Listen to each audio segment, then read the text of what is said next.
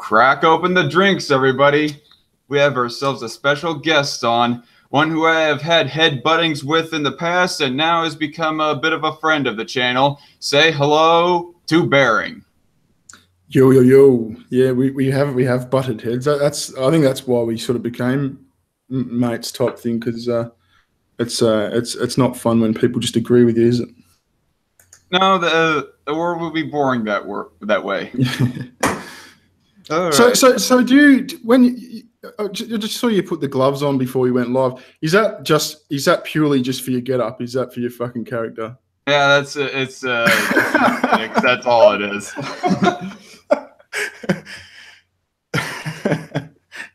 We're probably gonna have people storming in here. Because weren't you saying it's like fucking hot over there? Like, isn't it boiling hot? The weather? There's a bit.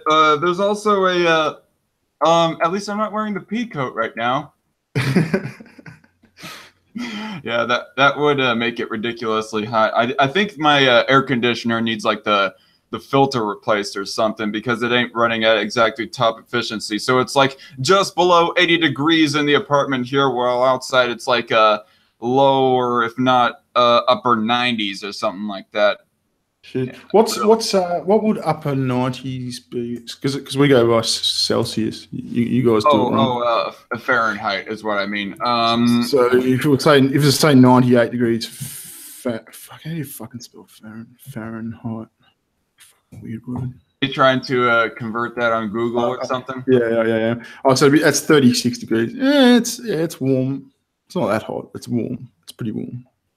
Right, I forgot. The rest of the Western world, while the ignoramuses of America use the English system of measuring stuff, and uses Celsius, or no, and Fahrenheit. The rest of the Western world, they are more modernized with their metric system and the Celsius measurements and whatnot. That's right.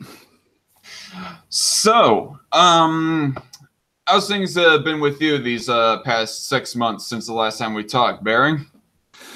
Yeah, pretty good. As you know, it got a little bit turbulent a couple of weeks ago with the channel. That was fucking interesting. Oh yeah. But other than that, no, just it's good. We actually just sold our house. I was talking about how we want to sell our house down in Melbourne and move up north to either the top of New South Wales or Queensland. And so we're doing that. We've just sold our house, so we're just waiting for settlement, and we'll head up and start looking for another one. Question: do you live with the sugar tits? Yeah, man. Oh, you do? Okay. I don't mean to pry or anything, but you two like fiancés or something? Yeah. Yeah. Engaged. Whether we ever get married is I don't know, because we're both the same. We both just think weddings are fucking cringy as fuck. So I think she wanted to get engaged because she wanted me to buy her a fucking big ring, but she doesn't want to do the wedding, and that suits me. So that's all right. Yeah, women, them and with their beautiful rocks. Yeah, that's right. Yeah, but yeah, we've lived together. Since I was 8. We've lived together for like 15 years or something, man. We're in our 30s, man. We're fucking old as fuck. Oh, you're only 30. I thought you was 40 or something. No, I said I'm in my 30s. I didn't say I'm 30. I'm not a young tucker. No. I thought you was 40. That's what I said. Oh no, I'm not 40. I'm not fucking 40. No. I'm just busting your balls over trying to like go assume upward on the age. Yeah. No, yeah. How old are you? Have you turned 16 yet? I know I look young, but I'm not that young. No, I'm 23, asshole. Fair enough. My mistake. I mean, that's whatever. I mean, I wouldn't be having this, particularly on stream, if I was not within drinking age. Otherwise, I probably would have my channel pulled down if I was underage. Do you reckon you would? Yeah, you wouldn't get your if a 16-year-old had made a video where they were drinking a beer, surely they wouldn't get their channel pulled. Oh, sure, when certain political opinions get censored and whatnot on YouTube, and sure, a channel wouldn't, or at least a stream wouldn't get flagged for underage drinking. That's a good point. And CBD oil is perfectly legitimate and legal. Right. Yeah. When I look back, I just noticed that one video that you did feature my little clip on, that was actually a video where you were advertising for CBD oil. And, was it? Unfortunately, yeah, apparently. I mean, you had it pulled down. What's up, SB? What's going on, Zach? Hey, Bearing, what's going on? What's going on, man?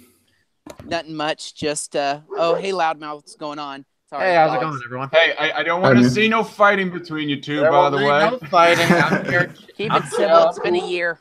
He's had a good 6 months to get over his fucking. And this time I am stone cold sober. It's all right. You're sober this time. That's good to know. Exactly. No booze. I might not be. Who knows? Oh yeah. You'll be the one who gets drunk and makes an ass of himself, not me this time. Yeah, I'll be featured in a video by Bearing talking about how I like Blair White or something like that. That's a bit of a running joke here, by the way, Bearing. You know what's weird? You know what's weird? Actually, I saw a video by Aiden Paladin where she actually explained that most of the people who watch transgender porn is actually straight men. No shit. Yeah, I don't really think that's true. I think they just say they're straight men. Yeah, it was in the A Billion Wicked Thoughts, that massive study on like pornography. It was like a really interesting book. But anyway, I actually just found Aiden Paladin. I watched this video she did on social isolation. I thought it was really fantastic. Like some of the data. Yeah, she's a PhD student. Yeah, that's why. Yeah, it's also very scary stuff, though. You know. She makes you feel dumb when you talk to her. That's the only set though. Have you ever been on stream with her, by the way, Bearing? Yeah, I have a couple of times. I think she's really nice, but she's fucking smart. Like you sort of go, yeah, and the aren't feminist cunts sort of thing when she's just saying the smartest shit. Yeah, it's pretty awkward. Yeah. She comes across like a female version of Teal Deer, actually. Yeah. I see where you. Except she's a lot more social. And Teal Deer has no. The only social media account he uses somewhat regularly is minds.com, and he never responds to anybody. You know, he's. Yeah. I think Aiden's a lot friendlier. Teal Deer is just like, get fucked. I don't want to know you. That's fair enough. I know he has that attitude, but I still, he's made some really fantastic content. I love that he does all his absolutely. Absolutely. He's a brilliant YouTuber. Yeah, smart as all hell. And Aiden Paladin kind of reminds me of him in that regard. The fact that she always got study after study after study to back her assertions up. Yeah, she's although I don't know how hard hard it is to be an expert in sociology, but I'm joking. She's it's hard because I've tried to do a bunch of research on my videos and my one on what is it, copyright law. It took me several weeks to put together because I was working up only part-time between work and I have to do research after research. And then the video only came out and only got a few hundred views. And then there was this one where I threw it together in 4 hours, did barely any research, and it ended up getting 40,000. So that's good. Fuck, what was it? Is it true that Aiden's going out with Sinatra Says? Did I imagine that? I never heard of that. I don't know what either of them look like, so I can't really judge. Well, if it's not true, we'll make it a rumor.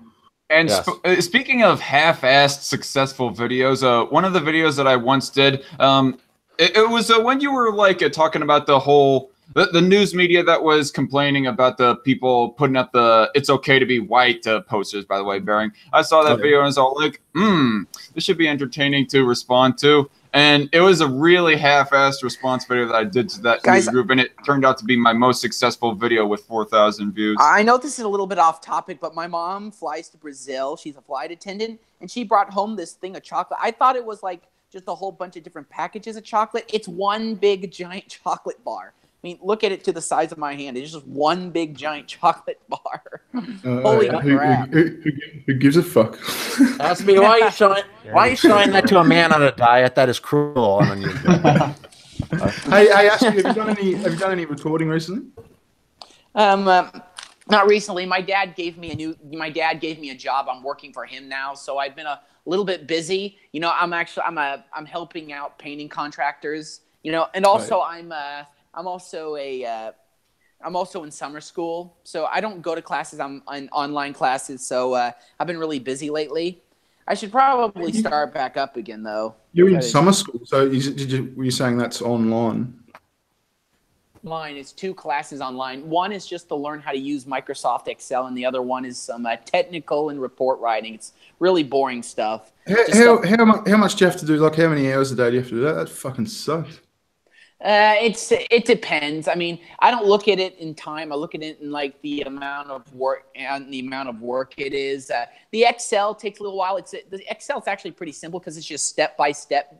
It doesn't teach you concepts. It just teaches you through experience. You do this, step 1, step 2, step 3, and you kind of learn it through actually doing it. But with the technical report writing, you have to read like a 21 chapter book in like 4 weeks, and you have to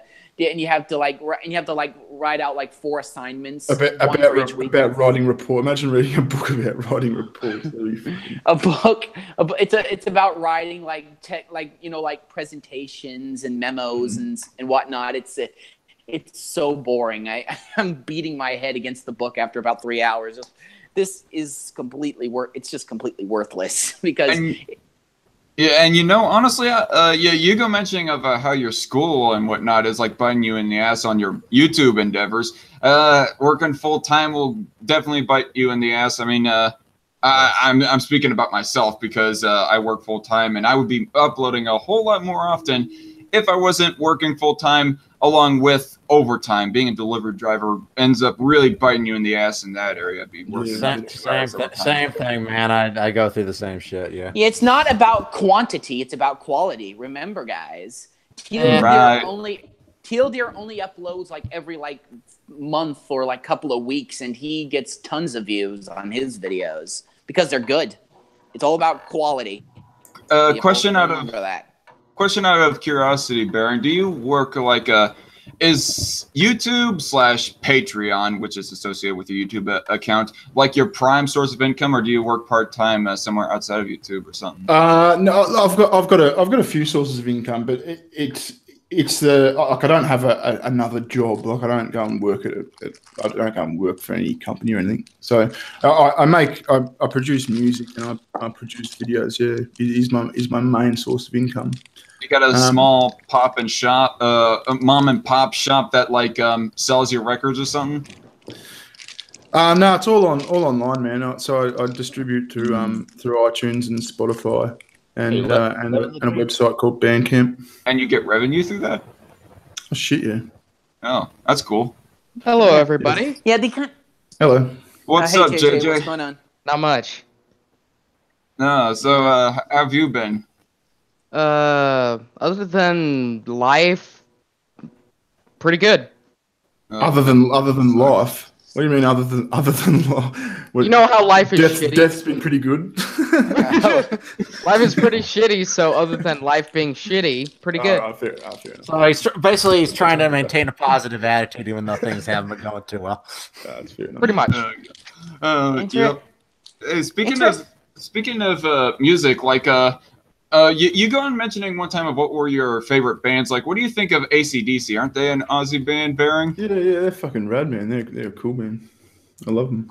Yeah, the lead singer destroyed his voice, though. The lead singer. Yeah, it's so raspy these days. You can't sing for shit, can you? Yeah. What do you think of Def Leppard? I haven't really ever listened to much Def Leppard. I'm sure they'd be good though, because they're sort of within that category of bands. Aren't they like from the 80s, those guys? They're a hair band. They're an 80s hair band. They're a good band though. Yeah, a lot of people cringe at the thought. Here's an interesting fact: the drummer of Def Leppard has one arm. He lost. Oh yeah, no, it's that band, right? Yeah, he's amazing. That guy. That's fucking. Yeah. That's He The uses unbelievable. kinda drums like- one arm is very impressive. Yeah, well, they Yeah. use this kind of like an electronic type machine where if he hits like a drum, another beat comes right after it, so he can like do it in like time. It's really it's actually really kind of cool. Like actually, a digital delay or something. Yeah. yeah, like a digital type delay, and it's like really it's very interesting. It took him a long time to learn how to do it, but when he did, he says like it was like a really. At first, he needed help with somebody to do it, but he eventually learned how to do it by himself, and they have described it as like a very emotional moment when he figured out how to do it with one arm. Hey, what's up, Ren? Yeah. Hi, Rin. Yeah. I think I wonder Rin. what. What up, Ren? Oh, I wonder if Hey. Tim's gonna go crazy after her video response to him. Yeah, that was a really good video, Rin. That was really good. I haven't seen it. What's it about? Thank you. It's about how Tim sort of treat. You explain it, Rin. It's your video. Yeah, like the video is called Tim Blake Goes All Lives Matter because it's kind of like in his tweets he talked about like he focused his attention on how like dirty. Sorry. Aspie, put the fucking chocolate down. We can all hear the rest. or mute your damn mic, Yeah. Yeah, seriously, bro. Yeah, Sorry, Rin.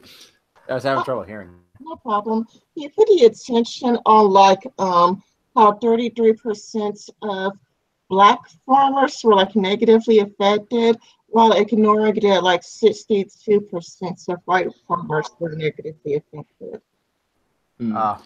And he was having a crack at Lauren Southern, wasn't he, for making that documentary? About South Africa. That's what you're talking about. Yeah. The South African farmers. Yes. Yeah, we were talking about the South Africa documentary. Yeah. I've heard of that incident. What was it? A Newsweek article. They posted a disgraceful article that defended land grabs, and I remember it was absolutely infuriating because like some of these families have literally been killed in these land grabs, so this is not like minor shit. We all the know shit they do to him is horrific. If you look into it, it's disgusting. Yeah, I haven't looked into it as much as I probably should, but yeah, I've heard of nasty shit that's going on. Yeah, Yeah. like to me, it's weird to focus on, like, for example, an Asian American, gets told, "Where are you from?" And it's like, oh my goodness, it's a big deal that an Asian gets told where they're from, even though, I mean, I've asked the white people where I'll be right back. 1 second.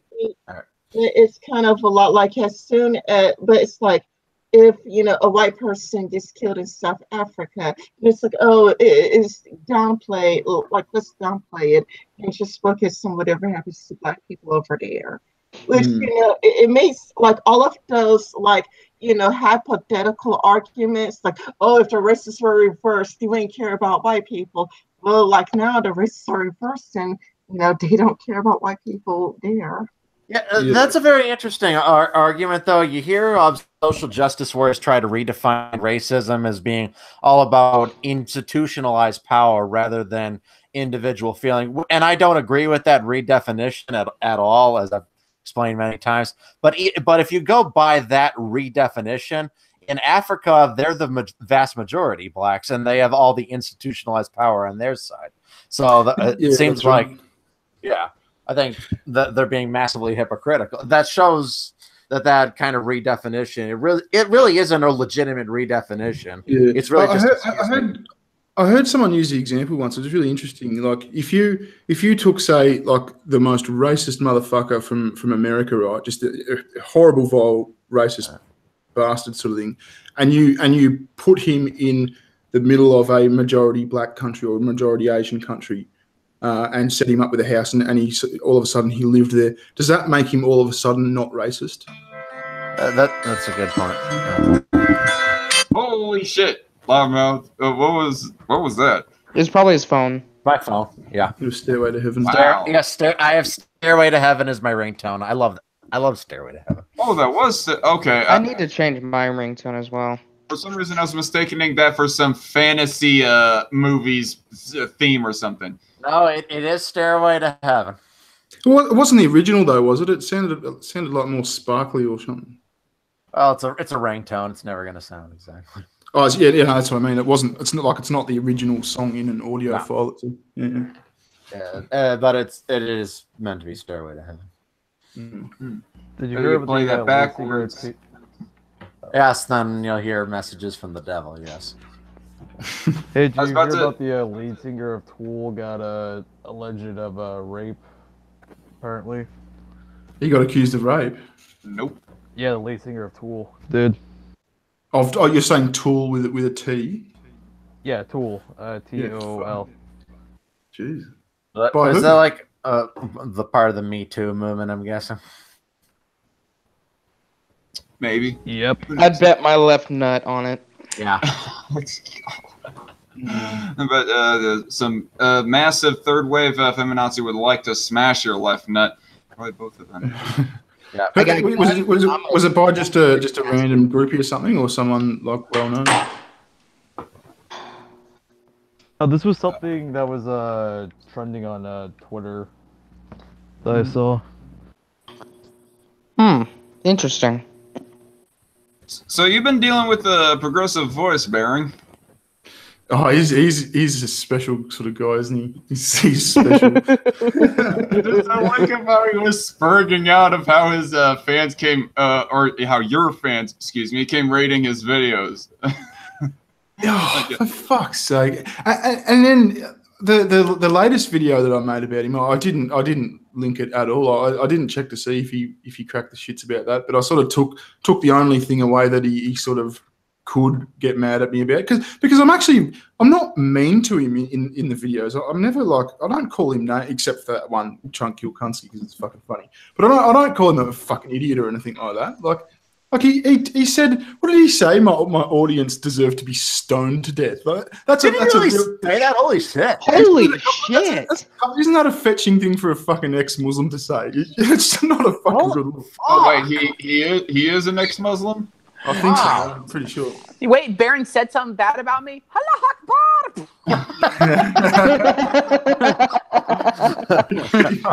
Don't you dare talk bad about Allah.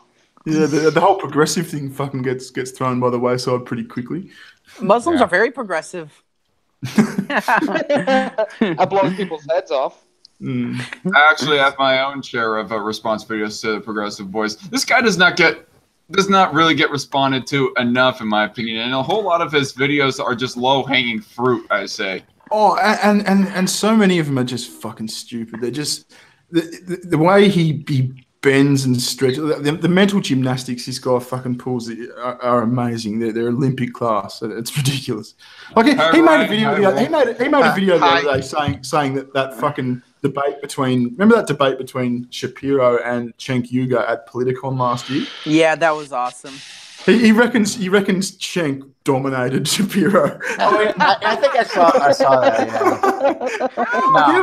How fucking delusional do you have to be to think that? Yeah, Shapiro's a smart guy. Though you can't really get too much past him.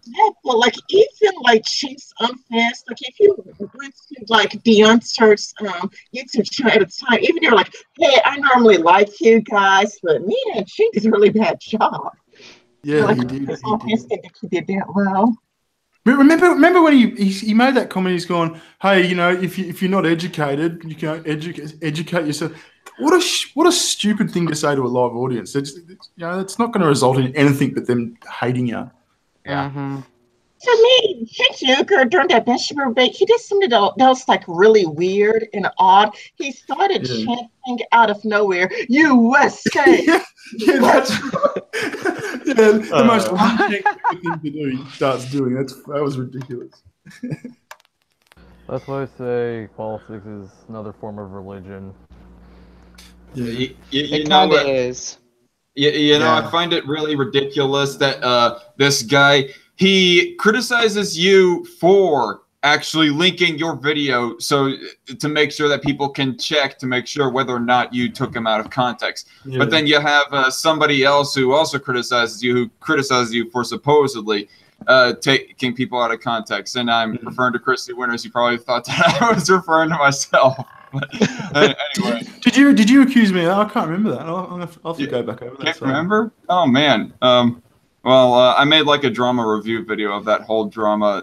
It sums it up pretty much, but I don't want to reflect on it a whole bunch. But it's just funny. Like you have two people Because who I are against you. I won the argument, motherfucker. That's what. Oh, fuck you. No.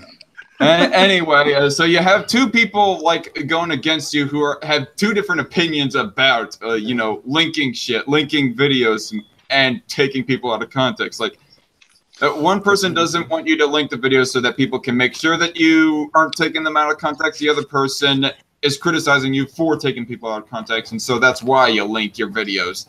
That being Progressive Voice and Pursue Winners.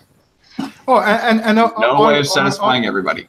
I wouldn't even be surprised if those people themselves actually did a backflip and criticised me of doing what they're accusing me of not doing what they're accusing me of. Like, I could see Christy Winters saying, you're taking people out of context. You need to link. Oh no, hang on, you were saying the opposite. Yeah. But I could see Progressive Voice saying, you took me out of context. That's not what I said. It's why don't you provide a link, sort of thing. Like, can't you imagine that? Oh boy, that would make him the laughing stock of the entire skeptosphere. He would be, yeah, that'd be an utter flop right there on his part. Hey, What Zach, about remember? What about the fucking crack he had at Jordan Peterson? It was basically you make lots of money on Patreon and that's why you're a bad guy. Meanwhile, he's got fucking support me on Patreon on links in his description. That's it's such a stupid argument about that. And I've criticized Jordan Peterson over a few things that I think are legit, but that's not one of them. The fact that he makes money, him making 2 cents or $100 million a month, that really has no bearing on whether his arguments are valid or not. It's a red herring, is what it is. Yes. Yeah, like you can maybe go against like his stance on like global warming. Like actually on the tweet, he actually says that extra carbon is actually good for the world, and I kind of tweeted him saying, "Okay, that's not stick to gender." Like, I told him like, "Look, stick to gender, okay? Like, just stay there." And well, here's the big thing with him. I watched this one. I forgot the channel's name. It was a science channel, and it kind of showed that Jordan Peterson made an outright ridiculous claim that like ancient artwork of two snakes coiled together in a double helix fashion was evidence that ancient people knew about the DNA molecule and how it worked. That claim is absolute bullshit. The reason why people have snakes in a double helix fashion is because that's how snakes look like when they fuck. And ancient people would occasionally Exactly. people would see snakes fucking. Okay, that is just making snake porn. That's all they're doing. That's all it is. Snake porn. Oh yeah. Are you saying Jordan Peterson is one of those ancient astronaut people? Like, I don't know what he was getting at, but He had to have been high. That is a ludicrous claim, okay? The double helix fashion of the DNA molecule was discovered through scientific rigor in the 20th century. It was not known by ancient people. And that is basically a classic example of pareidolia. I don't know if you're familiar with that term. It's kind of seeing, like if you see a face in like the clouds or whatever that isn't really there. The human brain is kind of programmed to see patterns and things. I guess it kind of, in our evolutionary past, probably allowed us to see predators hiding in the grass or whatever, but it can kind of be misused as seeing things that aren't really there in objects, seeing meaning where it isn't there, like a Rorschach pattern kind of. And that's a classic example of that. Hey, JJ, was there something that you want to say? Oh, remember that meme I showed you of Progressive Voice that I made? Oh, you're talking about where he was all pink, spray-haired and whatnot? Yeah, I tried my best, but you can only do so much whenever you're trying to make a meme on your phone. Okay. Yeah. Hey, Loudmouth. Speaking of that, what did you say? It was pareidolia? Is that what you said it was? Yes, yeah. Seeing things where it's not. Seeing pattern. The human brains need to see patterns where they aren't there. Have a look at this. I'll share my screen for a sec. Have a look at this. Oh, nice. Oh, no, that's just cool. But yeah, when people say they see animals or whatever in the clouds, that's kind of a good example of that. I mean, there's there's billions of clouds every day. Some of them will inevitably look like things you recognize. Mm-hmm. Or how about the face on Mars? That is another fantastic example. They showed with more high resolution imagery that it's totally an optical illusion. That there's really nothing that resembles a human face there. Yeah. And Yep. also, like, think. The Sorry, I'm actually. clouds were prophesying Bering's return to Twitter. Yeah, Oh yeah. You got. I think I read you from Tits. You got a new Twitter. That's cool. Yeah, like, of course, like I'm thinking, like, could that actually apply? That pareidolia can actually apply not to just images, but to a lot of things, like, like no bullshit trying to find like everything in movies. That Oh God, bringing that asshole up. God damn. Would it apply or not? Like, would it apply for like people who go out with absolute minger chicks, like just ugly as fuck chicks? Is that pareidolia? Like, I don't think that. It's just alcohol making people look good. Yeah. Oh yeah. And you would know, wouldn't you, JJ? I mean, I'm not gonna lie. Sorry, did I say too much? No, I just kind of sobered up really quick with them. Like, yeah, how about no? Yeah, like, well, as I said, like, no, like with no bullshit, it makes me want. Like, you hear like all these people claiming, like, he's not the only one who claimed they find all these things in movies, and it kind of makes me wonder how seriously I should take these people. Like, well, just don't take him seriously. His most ludicrous claim that he made on his movie analysis was when he said that the Hulk the hulking out in Avengers Infinity War was them trying to demasculate the Hulk and give him erectile dysfunction. And he described the Hulk as the manliest Avenger. The Hulk is not the manliest Avenger. Thor, Captain America are the manliest Avengers. yeah. Undoubtedly, I'd probably say Thor because he took like the direct blast of a sun. Plus, he was the only one to get a decent beat on Thanos. But he should have gone for the head. He should have, but still, it doesn't. Shoulda, coulda, woulda. Yeah, it doesn't break the fact that he practically cut the guy's heart in half. Yeah, I'm thinking like, what is actually no bullshit view on manliness? Like, does he actually view manliness as some kind of like uncontrollable rage monster? Like, oh shit! You're implying the feminist agenda of toxic masculinity. I was about to say the exact same thing. You're implying that asshole thinks anything through. All right, he is no exaggeration the dumbest son of a bitch I've ever spoken to. Wait, yeah, like spoken to? You've actually spoken to him? Unfortunately, well, not actually spoken. I've interacted with him on Twitter, and oh my god, DM. Okay, I have to. that makes more sense. That makes more sense. Speaking of him being like, I'm not sure like if he was just trolling me or not, but actually I kind of like quote retweeted him about him talking about like how VidCon has extra security, and I made a remark about because they don't want anyone to sneak in. Of course, he actually liked that tweet for some reason. He's that stupid. He doesn't know what the word "like" means. Okay. Yeah, like. He cannot read sarcasm. He reads it even worse than I do, and I'm freaking bad with sarcasm myself. Yeah. You know, like Spino, David Sherratt's parody account, Hard On for Assad, you know, the kind of is meant to be like parody conservatives. He would unironically like and support tweets of his because he couldn't recognize that it was a satire. He's that how do you know it wasn't just another layer of irony that you weren't getting? No, not for some people. I would think so. Not from him. Yeah, it was like repeated like that, and also it makes me wondering, like, if like it'll be so funny if like no BS, like DM me on my JF parody account thinking I'm the real John Francois Garapi.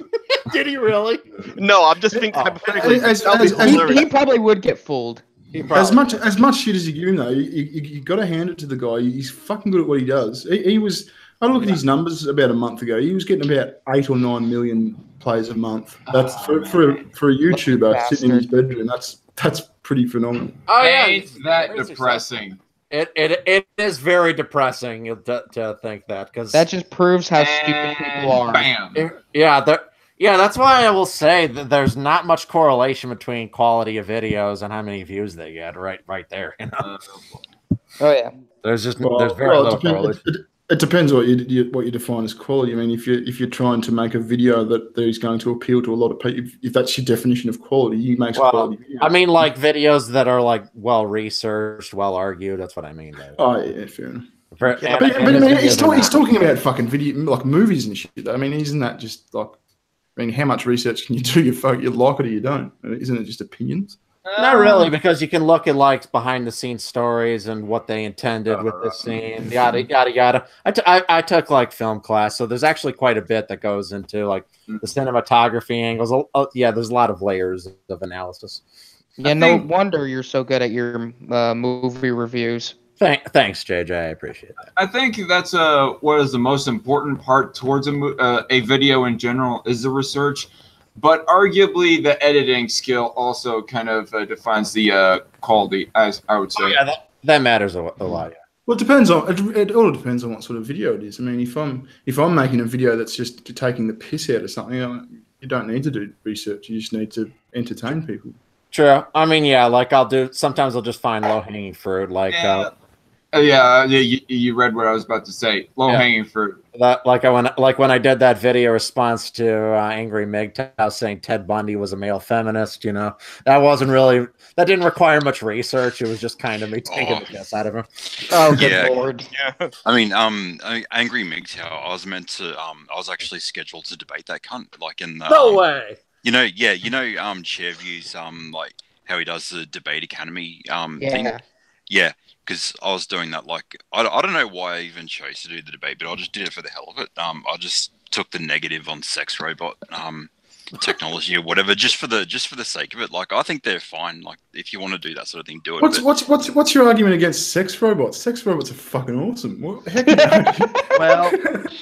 I just argued the negative just for the sake of it. It wasn't because I inherently hate him. He was playing devil's advocate. Devil's advocate. I realise that, but what was even playing devil's advocate? What's the argument? Well, actually, with the MGTOW used for sex robots is like Angry MGTOW actually advocates that women will become extinct and will be completely replaced by sex robots. Which is nuts, but yeah. Which is complete stupidity. I think one con, at least to me personally, of sex robots is that it will like degenerate your social skills. Like you'll have like a pre-programmed robot that's pre-programmed, you know, to your personality, to your liking, and so on and so forth. Already likes you, and really it just degenerates your social skills. There's no challenge for your ability. It degenerates your ability to make a girl like you, to make them appeal to you. Isn't the Earth overpopulated anyway? Fucking two birds, one stone. Right. But I don't agree with that because essentially a sex robot is really just a masturbatory aid. So I don't really see how masturbatory aid. I mean, you're not really having exactly like a human body. Yeah, it looks and may even feel like a human body, but it's not. So essentially, having sex with it is just a form of masturbation. And I really don't see how it's like a fleshlight. Yeah, like I don't really see how it's. I managed to, but yeah, he didn't actually turn up for the debate. So like someone else came about that. But I still won the show and everything like that. My main argument was it limits the imagination. So you know when you got comedy and etc. Like you think of American Pie or Porky's or whatever, it comes out of sexual I guess mistakes and fumbling around and. You know, when you've got these robots and you've got this kind of risk-free type, environment, whatever, if we had had this technology for a long time, like nobody ever would have thought, okay, let's I wonder what it feels like to stick your dick inside of an apple pie. That's actually really decent. That's actually a decent angle. How it would affect sort of culture. Yeah, that was pretty much my line. I have heard of like a sex robot, or scientists want to invent a sex robot that could say no when it's not to the moon. What would be the point of that? Yeah, that'd be like complete bullshit. Just go out and date and fuck a real girl then. And how demasculating would it be to be turned down by a sex robot? Okay. By a fucking robot. You know what I can't wait to see just for the fucking lols. I want to see two sex robots fucking each. I want to see a dude sex robot fucking a chick sex robot. Oh, good God. Okay, if you're into that thing. Oh, there's going to be porn of that. There's going to be porn of that very soon. Oh no, it's not. No, it's not a fantasy. It'd just be fascinating, wouldn't it? It'd just be a spectacle of it. Robots. getting Robot put, porn. getting put in the fucking friend zone by a robot. The saddest. That's the saddest thing that ever happened. Yes. Speaking of low-hanging fruit, like we were a little bit earlier, my response video to the news group that was talking about the "It's okay to be white" posters, that wasn't very well researched to the point that it kind of went to bite me in the ass at in one area, because I was under the assumption that 4chan was alt-right. 4chan's everyone, man. It's they're not anyone. Yeah, I know. I got comments down below that video. I also was approached in person by somebody that 4chan is like pretty much for everyone. Like maybe a whole lot of alt-writers go on there, but it's not centered just specifically around the alt-right. I'll bet there's at least one or two super lefties that go on there and just type the most horrendous shit about loving Hitler and shit, just so they can go, oh, look at the Nazis on there. I bet there's some of them. Oh yeah. No. It wouldn't be a surprise. More lately is that there are more and more leftists on 4chan. Like before, like when I used like 4chan a few months ago, it did seem like heavily alt-right. But like as I've been using it lately, there is some more people on the left on it. So like what I do is like I would read like somebody say something alt-right, and then a bunch of people from the left would go and complain about it on 4chan. Yeah. Yeah, speaking of leftists taking over a site, the massive socialist surge on Twitter. Socialist surge on Twitter.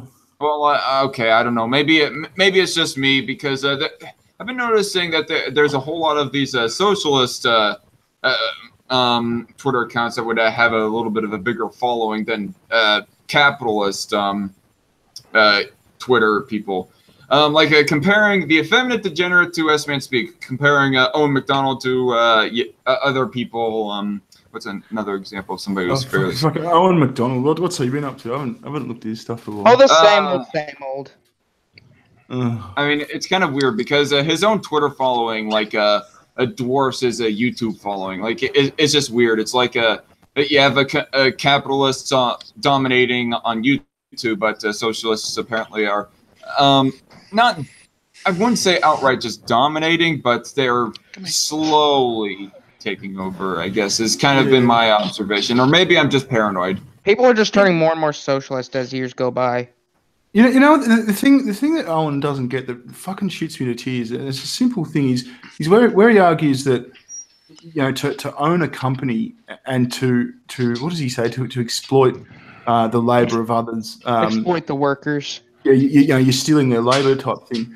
What he doesn't get is that, I mean, money is basically a exchange coupon for work. So it's kind of like money is work hours type thing. So imagine there's a bloke who's worked all his life and saved his money, right? That money represents his work, right? So imagine he retires at 65 or 70 and he invests it into a company. He's investing his work. He's literally investing his work into a company, and all of a sudden it's evil. It just doesn't make sense. Wow, to hear you be talking about economic principle is an odd and out of the ordinary thing, Baron, because you literally do not talk a lot about economics. Man, I used to fucking sell like $10 million fucking hotels and shit, man. Before I was a YouTuber, I was a commercial real estate. Right. Damn. Plus, because essentially when you work for somebody, you're essentially selling hours of your life. Yeah. That's right. No. It's being stolen. That labor is being stolen. Well, that's not sense. No one. If I don't go into work, you know, I'll lose my job. But I'm not gonna. But no one's gonna like bust the door down. But I mean, isn't prostitution you know, kind of socialism because the workers do own the means of their production. Not unless they have a pimp. Not unless they have a pimp. That's No, a fair point. I've argued that it's prostitution is the ultimate capitalism. I mean, because selling is legal. All right, fucking is legal, so why should selling fucking not be legal? It never made sense. I can see both angles on it. I think it's you could say Selling you could argue both. I just see it as capitalism. You're selling a service, you know. Yeah, but like when I was listening to women talk about working in the bunny ranch, I hear that they give like 50% of their income to like the owner of the bunny ranch. So to only get 50% of what you've earned, that seems lousy to me. Like when I have 100%. But the owners of the bunny ranch provide them with like a means to hook up with clients, a place for them to go. So they do provide the benefit, you know. But Rin, would it make a difference if at the ranch they were getting 20 grand a pop as opposed to $20 a pop out in the gutter? I haven't heard about that. So if they're getting 50% and that's 10 grand as opposed to $40 or something in a back alley, that's a good thing, isn't it? Yeah, I Has guess anyone ever heard the if you granny are like back house? getting like 10 grand, I guess you wouldn't really care all that much. I just can't care that much if you just lose 50% of it, as long as you are getting like a place to hook up and free food and whatnot. Yeah. Plus, the owners of the place, they on top of like owning the place, they also provide a back cover for all the legal issues. That's why it's so expensive. Like if it was legal and there were places like that everywhere, it would not be so expensive. How expensive is it, Loudmouth? Didn't you saying it was like $10,000 or something? No, I was just pulling numbers out of the air. Yeah, I don't know. Actually, like, there's actually kind of this interesting capitalist venture here in Vancouver that, okay, like last year in Vancouver, there was water restrictions and people want a green lawn. So basically there's this service where whenever there's a water restriction that you can hire someone to spray paint your lawn green. Huh? Oh, right. I'm not joking. There's people out there that are willing to spray paint your lawn green if you are not able to legally water it. So they're just watering the garden with paint. Yeah.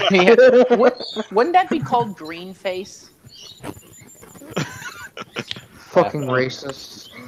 Yeah, but when I first heard that the first thing that comes to my mind was like, that scene in Alice in Wonderland, painting the roses red? Yes. You know what green face is, JJ? It's when you impersonate a Martian and you spoof them while doing so. Marvin the Martian, baby. Oh yeah. Oh yeah, green face. Hey, Captain Kirk and Star-Lord fuck green women from other planet. I plan to as well someday. I'd be interested in actually trying to do that in real life if they did exist. I'm sure you would, JJ. I mean, JJ. I'm an adventurous person, and there's nothing wrong with it.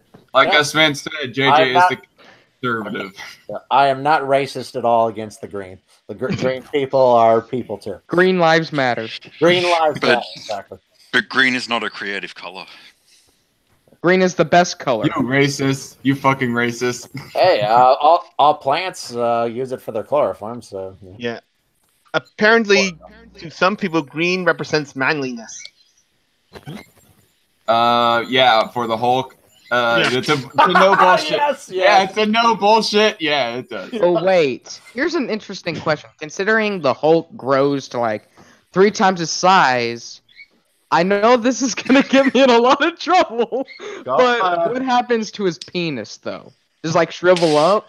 No, it doesn't shrivel up. That's why he wears those stretchy pants to cover it up. Oh, so he gets a mega boner. Got it. Well, I always thought like there must be a reason why his pants don't rip. Well, because they don't want to put dicks in their movie. That's the reason. Oh man, R-rated Avengers for the win. Hey. I mean, I know they did that with Dr. Manhattan and Watchmen, but not every Avengers movie wants to do that. Hulk dominates Thanos. Oh no, the porn is gonna be real. But what's really funny is when I watched Hi I Think I'm Real's video response to No Bullshit on that one. I was watching. I was at a family dinner, and I was kind of watching it on my phone in the corner. And when he played that clip of Brooks saying about that the Hulk not coming out was like a rectal dysfunction, I just started losing it, laughing uncontrollably. And my whole family was just looking at me like, "What the hell?" But I thought that was one of the funniest goddamn things I'd ever heard.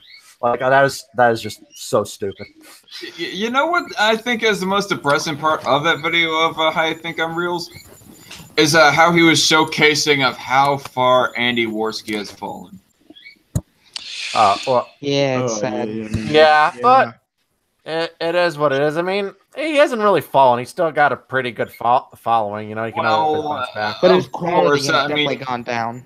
He's definitely found himself a new substitution for income. Instead of ad revenue, it's super chats instead. But just his mental state has fallen. Like, I mean, I watched like a little portion of his video. It's the pornography.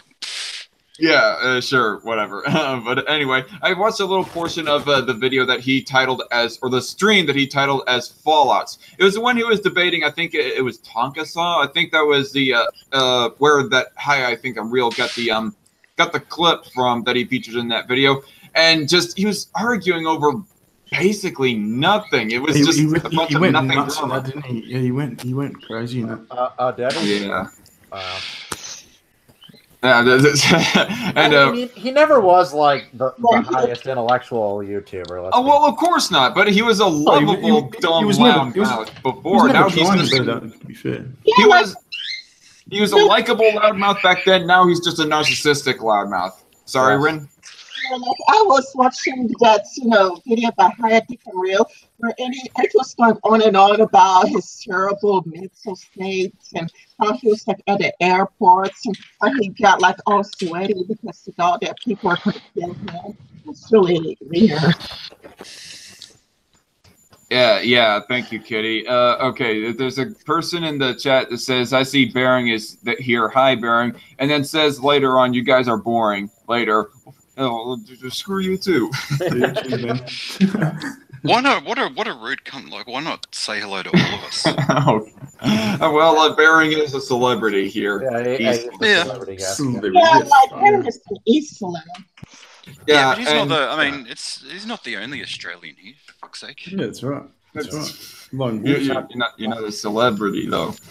But yeah, I mean, Rin, both you and Real have been showcasing really of how much of a narcissist Andy Worski has become, and I'd like to thank you for that. Well, that's what happens to people who get like early fame. You know, it goes to their head sometimes. Early fame? I think that guy has been like on YouTube longer than even Bearing has. Yeah. Oh, he's been on YouTube for fucking 10 years. Like, he's been on for ages. Andy Worski's been on for a long time, huh? Well, either way, success can go to your head sometimes. It was only sort of like 2 years ago that he bumped right up in his audience. Like he got to about 280k subscribers or something. But Thank before you, that, Francesca Ramsey. He was sitting on a healthy 50 or 60k for years and years. So he wasn't small. Yeah, but what really annoyed me, like one thing I thought was weird is him like throwing his friends under the bus, because he was kind of like saying things like Sargon is a pussy and Sargon is chicken shit, and people were like, wait a minute, like all of these people that you're shit-sink on and drunk under the bus, these people have all helped your channel. Like Blair White's Sargon, they all helped your channel, so it doesn't really make all that much sense to just shit talk people. I see Sargon cops so much shit from so many people that I just don't get. Like, so many people just hate him for some reason, and they don't seem like real good reasons. I mean, when he was peddling 9/11 conspiracy theories, that really. Okay, yeah, that's a bit fucking wacky, but I mean, there's no reason to hate him, sort of thing. I mean, I don't hate the guy at all, but yeah, there are a couple moments. But yeah, you're right. He seems like a decent fellow. Yeah, we all know the CIA calls 9/11.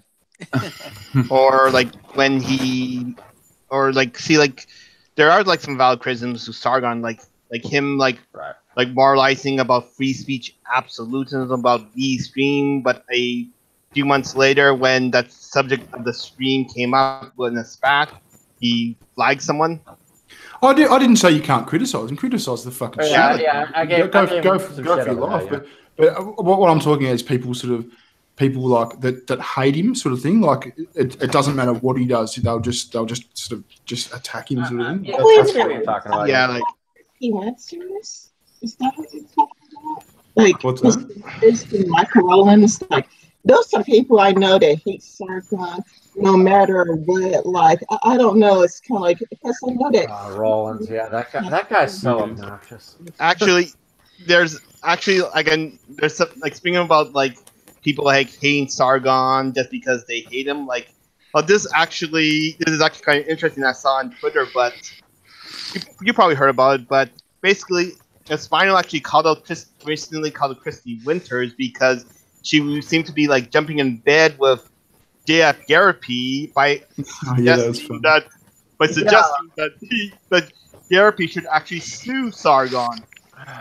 Oh, yeah, like, I made a video that was one of the worst things that Christy Winters did. Like that, what a massively hypocritical thing to do. I mean, like, JF, the literal Nazi rapist.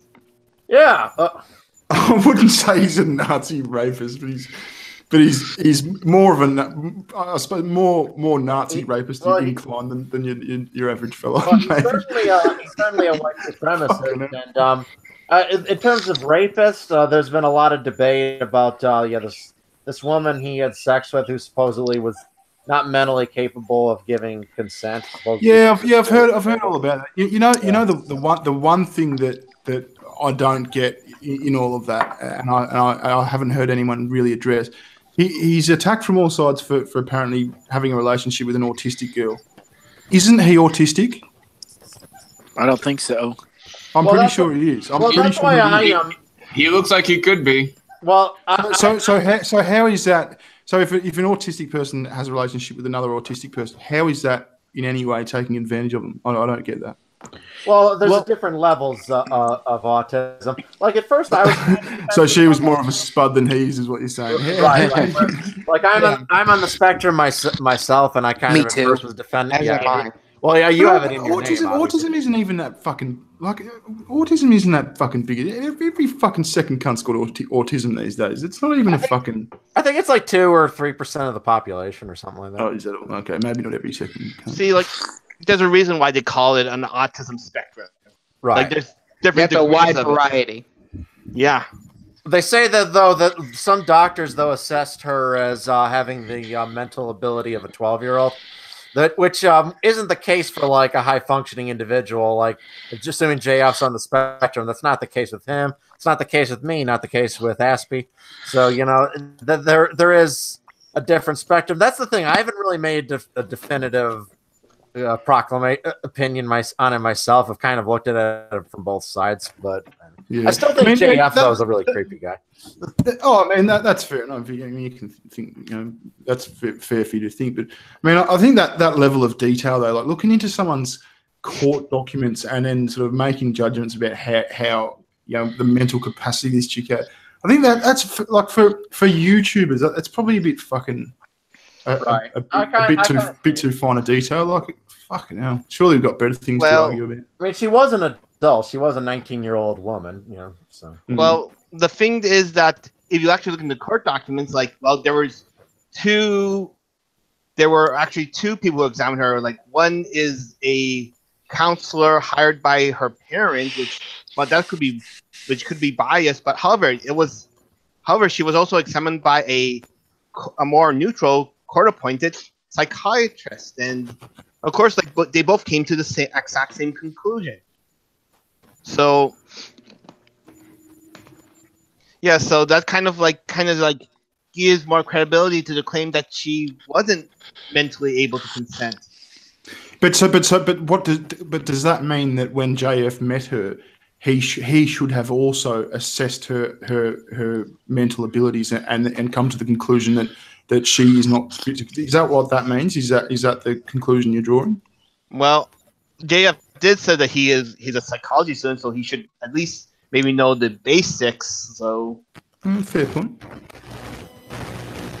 yeah, So speaking of Garrett, like, what was your opinion of the whole debate there, the Sargon Sticks and Spencer debate, Baron? I don't think Sargon or Spencer did particularly well. I mean, I think they both sort of look like fucking idiots somewhat. I mean, it annoyed me how Sargon got hung up on the what is right thing. Like, who gives a fuck what right is? You know, like there is such a thing. Like, we can all agree on that. I think what he needed to be arguing was what the alt-right proposed to do once they have a categorization of what, you know. Right. I mean, I thought that the Sticks What's that? was just... What's that? Does anyone else hear that noise, or is that me? Yeah, I can hear someone cracking. Yeah, I was wondering where that buzzing was coming from. I thought it was me.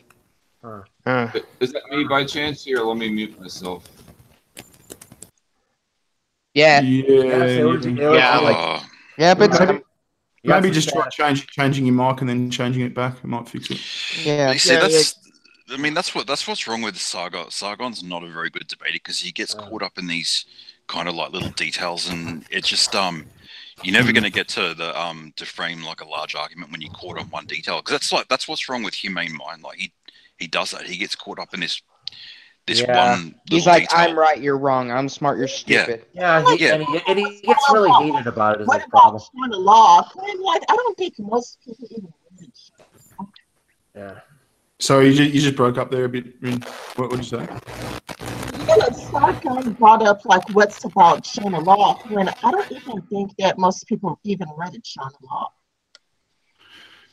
Oh yeah. I mean, I haven't fucking read John. Who the fuck's John Locke? Yeah, I have no idea who China Locke is.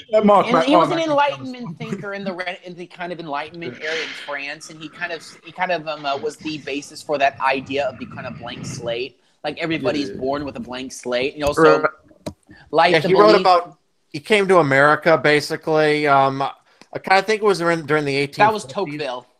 Oh yeah. You're right. Yeah, but like Sargon doesn't speak to the average person, because if you were watching the stream and that was the first you saw Sargon, you'd be thinking, who the fuck is John Locke, and why is he talking about all of these Enlightenment? John Locke was also sorry, Rin, but John Locke was also a guy who created the idea of natural laws, life, liberty, and property, and and he was very influential on American politics. I mean, if you look at the U.S. Constitution, it does say life, liberty, and the pursuit of happiness. They replaced the property one with pursuit of happiness because I guess people were going to take the government one way too seriously. Like, oh, the government should give me land. No, that's not what it means. I'm sure he's a really smart guy who did some really, had to come up with some really important ideas.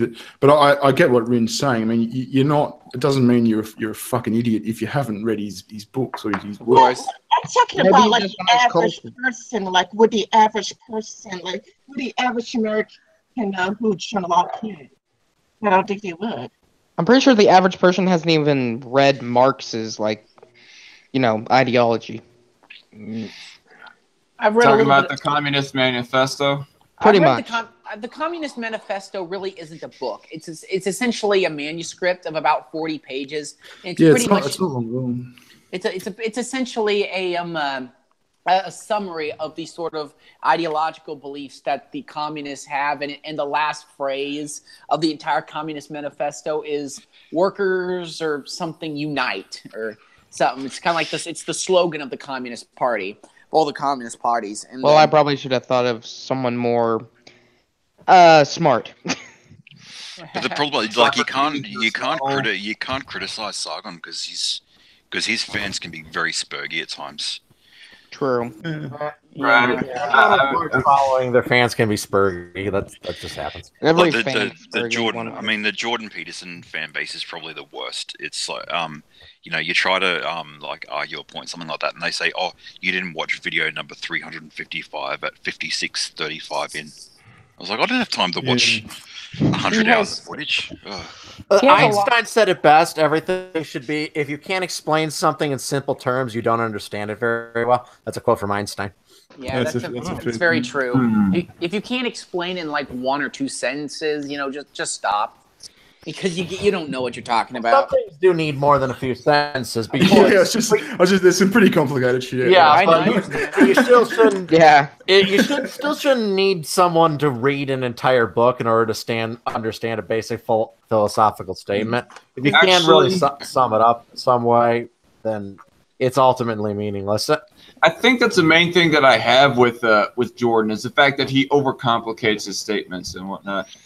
Yeah, and he's pretentious, is what he is. I think a lot. Do you think he is? I don't think he is. I think he's humble. I mean, I don't see the pretentiousness. Well, I'll pull up some of his recent tweets on religion. Let me pull them up actually. Because I found his book. I found his books to be a bit like I lost interest about halfway through because it was just this common sense sort of thing about how cleaning your rooms and then like standing up with your back straight, and then it turns into a cookbook for like lobster recipes or something like that. And I'm thinking, wait, what?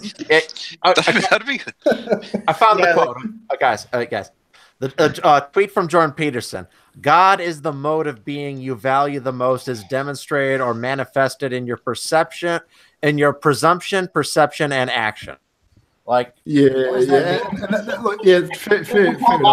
That statement he made about how atheists actually, what was that? They actually believe in God, but they just think they don't. Or something. I think that statement is total nonsense. I said, and I even tweeted that at him. I envy your amazing talent for making complete gibberish sound like deep philosophical insights.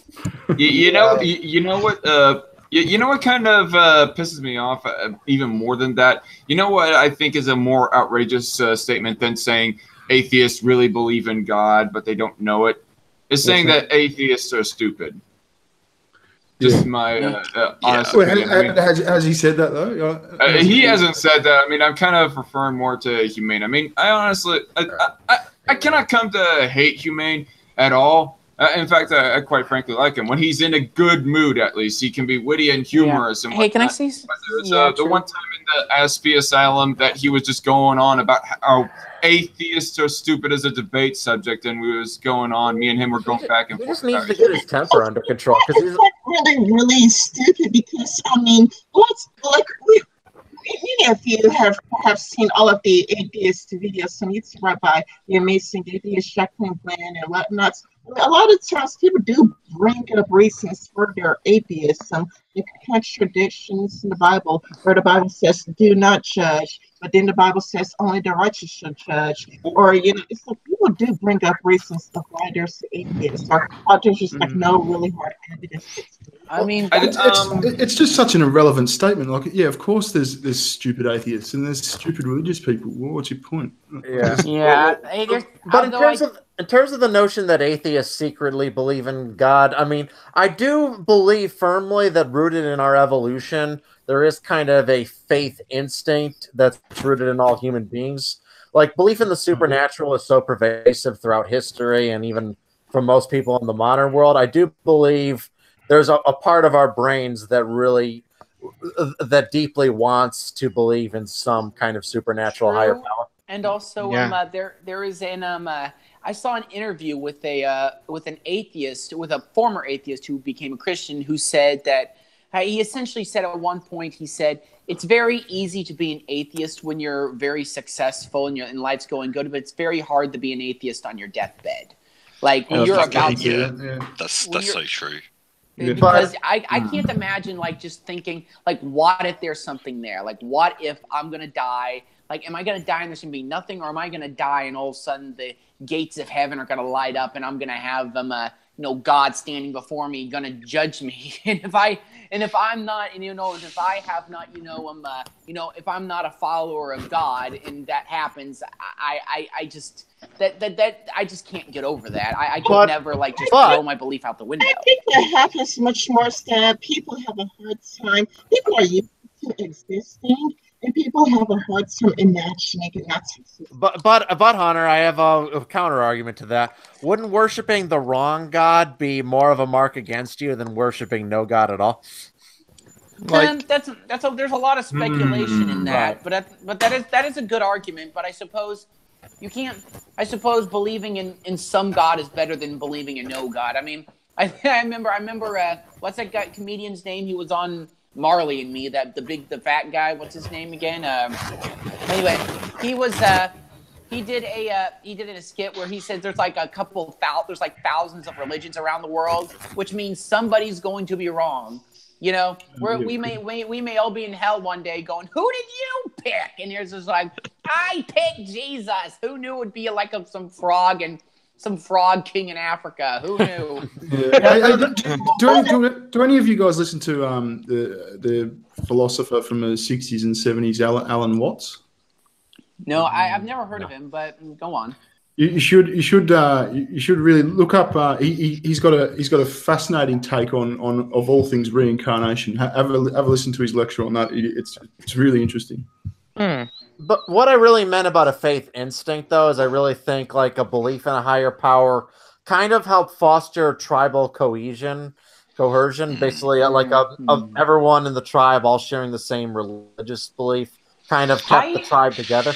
I interpret it as more or less a need for salvation. Like I think all human beings instinctually know that they're not perfect, so that they desire to make themselves feel more complete through some sort of belief. I think that's why a lot of like feminists and far left wingers are so dogmatic as they are, because a lot of them find their quote unquote salvation through the ideas of, protecting marginalized groups, as they would say. Even though it's completely wrong. But I was more referring to it in terms of like why natural selection selected religious belief. Basically, that's more what I was referring to. I see. I see, but I just interpret it as sort of a need for salvation. However, that may be a completely different thing. Feminists, I don't think that feminists are looking for salvation. I think that many feminists are atheists, and they believe that when you die, nothing is going to exist. Well, you can interpret. I mean, not just salvation, but also purpose. A lot of people, feminists, are looking for a purpose in their life, and they find it through this sort of ideology of beating toxic masculinity or rape culture or whatever it is or the wage gap. Ugh. Whatever is that? A lot of it's about knowledge, or the lack of knowledge. A better place. Like they are really trying to create a utopia on Earth, and I think that that's their goal, because what's utopia for one person would be hell on Earth to another person. What were you saying, Barry? I was just saying, it's about lack of knowledge. Like think of all the stuff that we didn't know up until very recently. Humans have got a deep desire to explain things. It's what we wake up for. And so when there's so much shit that you can't explain, you have to have an answer. It's just in our nature, and that was God for a long time, and still is for a lot of people. Yeah, people associate atheism with because they associate that with people who study math, science, or whatever, and that's fair enough, because people, if you're a biologist, a chemist, physicist, or whatever, a lot of them are atheists. But then when you got people like me who majored just in mathematics alone, like some of us tend to end up adopting religious beliefs because we see these patterns in numbers, and it's like, oh, holy fuck, this is because you get your mind blown away by some of the patterns that appear in nature and mathematics, and you think this is too miraculous. And some of us do end up adopting some kind of spiritual belief. Are you when you say spirit, are you a Christian or what? It's complicated. Like mainly, it's kind of like picking and choosing all these. It's kind of like a buffet of all these religious beliefs you could have. He's a non-religious. He's kind of a spiritualist, you could say. Yeah. Kind of look, I'm exactly the same. I wouldn't call myself an atheist. I'm spiritual. I wouldn't have fucking clue. I wouldn't have a fucking clue how to describe it, and I don't do anything, to practice it. But I have a question. Was you an atheist back in your older days of your channel, like before you got copyright strike by Total Drama? I think making his response videos to Christians. I think at one time or another I thought I was, but I mean I don't think there's a God or anything. I don't think I don't do the God thing, but yeah, there's definitely something more. Yeah, because I remember, like, back in the old days of your channel, that you used to have been a little bit more spoken out, like, I wouldn't say for atheism necessarily, but against Christianity, or at least mainstream Christianity for that. Oh, put it this way, I'd still say I'm hell, like in terms of how Christian are you or how atheist are you? I'm more of a fucking atheist than I am a Christian. Well, of course, but you don't make any videos about it anymore, is what I mean. Oh, because it's just, I make videos about fucking idiots, and I think there's a lot more fucking idiots back then talking about religion, you know. But I don't think religion is in and of itself stupid. So it's, I don't think you're just stupid for being religious. No. I mean, I get that point. But you were just like picking and choosing of the idiots out of a certain religious group. Like, I think I remember recently that there was like this group of Christians talking about, like, almost propping up Trump as like the chosen one, almost. Like some kind of Messiah. Like, I gotta go. My mom wants me to clean out the pool. Sorry, guys. Okay. Have fun. See ya. Like, fun. Trump is the Messiah. Oh, heaven's gonna be amazing. All right, you're not gonna believe how amazing heaven's gonna be. It's amazing. Believe me. It's gonna be. Everything is going to be plastered in gold. Yes. And everybody will be mandated to wear a raggedy old wig. Or a toupee. Like, I'm thinking like I'm a Christian as well, and when I look at Trump, it's kind of like hard, like wondering, like, okay, are these people really like sticking by Trump for a Christian reason? Because, like, keep in mind, like, this is the same guy who goes grab him by the pussy, like. Oh yeah, I mean, Christians can grab people by the pussy, man. They've been doing it for years. Yeah, but Christians are just as horny as any other guy. Come on. I know, but I'm just saying, if you go by sensually. But if they go by like the word of the Bible, like it doesn't really encourage promiscuity. Like, if you went by the words of the Bible, the world would be a fucking weird place. Though. Yeah, just stoning to death disobedient children and all kinds of shit. Yeah, like I guess I guess like it's a book that is like so long there could be like some interpretations, but yeah, or like talking about like people like believing in stuff, like it could also just be pareidolia, like seeing patterns that may not even be there. I mean, that might be a kind of somewhat of what people see within Trump, is that he's this perfect Christian conservative. I mean, that's a thing with a lot of lockstep Republican supporters. You know, is that they'd be looking at these presidential candidates as some perfect conservative candidate or something, and how dare anybody be voting third party, like any person who is like formally or God forbid Democrat. Do you reckon Trump's a devout Christian though? I think he plays it up a bit. I think he plays it up. Hell no. I don't think so. I mean, there was one statement that he made where he thinks he doesn't have to like what is the word? Where he doesn't have to repent for his own sins. I mean, he pretty much thinks he's perfect. Yeah, the narcissism of that statement is just off the chart. I don't need to repent because I'm perfect. Yeah, I kind of got the impression that Trump thinks he is God. It wouldn't surprise me. Yeah, Trump definitely has. He got nominated for a Nobel Prize, don't you know? Yeah. The Nobel Prize is a joke nowadays. So well because Keanu is God. Hey, Asman. It's the Yes Man. How you doing? Hey, man. Hola. Hello, Yes Man.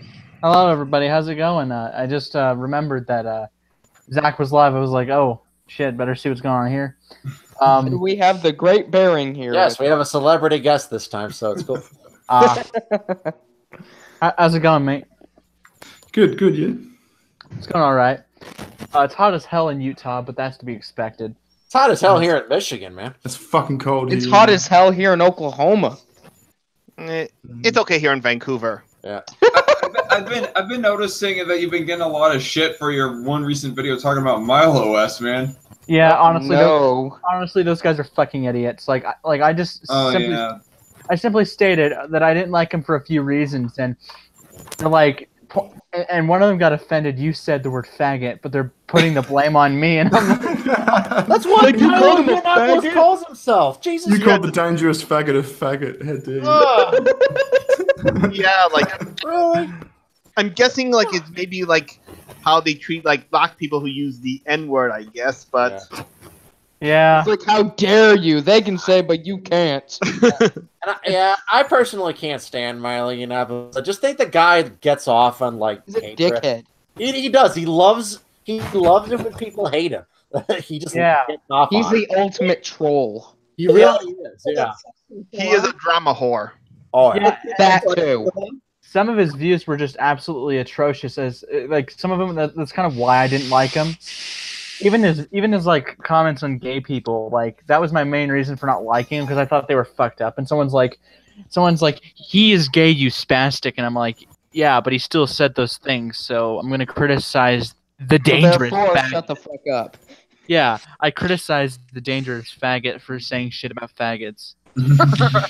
Yeah, because that's why I've always been pearl clutching when I've seen like academics who sort of take themselves seriously, kind of cavorting with Milo and riding his coattails, like people like Christina Summers, who like a sort of philosopher, professor or whatever. And I'm thinking, you're kind of cutting yourself down when you ride on his coattails, because eventually he's going to really shit the bed, and you see that coming. Whereas there's other people who I respect other figures, probably Camille Parley like a lot more, because she's kind of like a one-woman show, so she's not really on someone's coattails.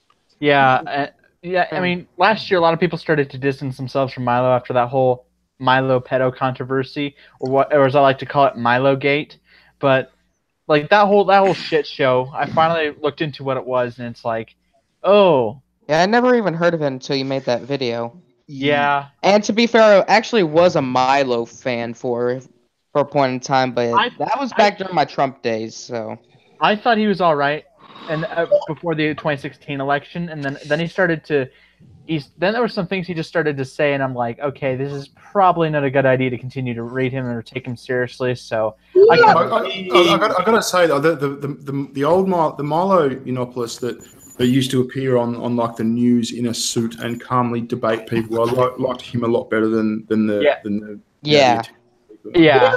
I also used to be a Milo fan. I thought he was really funny and comedic, but then I saw him like on Bill Maher, where he was being serious, and he seems to like unironically states that transgender people rape a lot of people and whatnot. And then like even Blair White's came and like Blair White was like, "What are you talking about?" Yikes. People are actually victims of rape and abuse a lot more often. So yeah. Like when he started speaking seriously, he just seems to have really weird views. And then there's that viral tweet where it's a video of Milo telling pedophile victims to just get over it and move on. Oh my god! Oh, yeah. I don't know which Milo I Pedophiles to what? telling victims of. There's a viral tweet in the video where Milo, told pedophile victims to just get over it, to move on, and that was. Oh, victims. It was really I didn't viral. hear the victims part. I see. Yeah, and yeah. I don't know who I take seriously now, Milo Stewart or Yiannopoulos. They're both. Yeah, but hang on, I'm not familiar with that tweet. I don't know about it, but just on the face of it, could that have been like a bit of a Kanye moment? Like, remember that recent thing he said about 400 years of slavery? I think there was good intentions behind that. What he meant was a good thing. Could that statement have been something like that? I mean, there is merit in saying that abuse victims should move on with their life. I mean, that's a healthy thing, isn't it? Well, perhaps it was because he was being a little bit too blunt about it. Okay, I will say, fair enough, yeah. I will say it is good to move on from painful things of the past. I think that's a good, healthy thing for us all to do. But getting over and moving on are two separate things. Yeah, I would say instead of to an abuse victim, I would say you should. I don't know how I'd exactly put it, but it'd be like remember enough of it so you can like remember enough so you can learn from that experience, but forget enough of it to move on. Well, that applies. I mean, more there's a big difference. There's a big difference between like shut the fuck up and get over it, and you should move on with your life. They're two dramatically different things. Yeah. Well, when I saw this viral tweets or this viral video, like it was the video embedded in the tweets. There was no compassion. It was just like it was just saying, it was a video, right? Yeah, it was. Yeah, you could actually hear his voice. You could actually see his face. It wasn't like just written things where it could be taken out of context. You could actually hear his voice and see his face, and it was like it just gets over it, like move on, as opposed to a more like, hey, like it really sucks that it happened to you, but it's not healthy for you to hold on to painful situations. It just seems like get over it. Like when you see the video itself, it just seems more like it. Yeah, fair enough. As I said, I'm not familiar with it. I'll have to have a look at it. Yeah, it was really viral at the time. Like at the time, it was exceedingly viral. But the problem with Twitter is that if he said it a year ago, it's just going to disappear somewhere down people's feed somewhere. Yeah, I mean, I've spoken to abuse victims and those who are survivors of all forms, a lot of forms of abuse. Like usually, like what I do if I talk to them about it, it's to listen, not be like, oh, shut the fuck up or oh, get over it. I just advise them that, I always advise them that, I'm glad that they're out of that situation, and I'm glad that they're, they're in safe hands, and that, for their own sake, it's maybe going to be better for them to try and put it behind them. But of course, it's always good to talk to people who've suffered through the same thing, and to those who've gone through similar triumphs, and they'll be able to understand better. Like I empathize with them. I mean, I had to deal with an abusive person at one point in my life, but I still don't think I'm like the most qualified person to speak on it. But so it's like I just recommend like speak to a counselor or something to be, because they're going to be more qualified than even me to speak on it.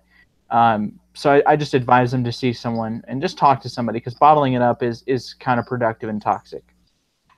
Hey, have you seen? Did you see Boogie's recent video on his views? Me? No, I don't even know who that is. You were kind of echoing right there, Bering. It was kind of weird. I think it came from Yeah, that was weird. You know Boogie 2988, the really big fat, the guy that plays Francis, the YouTuber. Yeah. Oh, I've not seen the video. Yeah, no, he's a really good guy. He did a video about a week ago. It's an amazing video. You should watch it. All right, I'll check it out.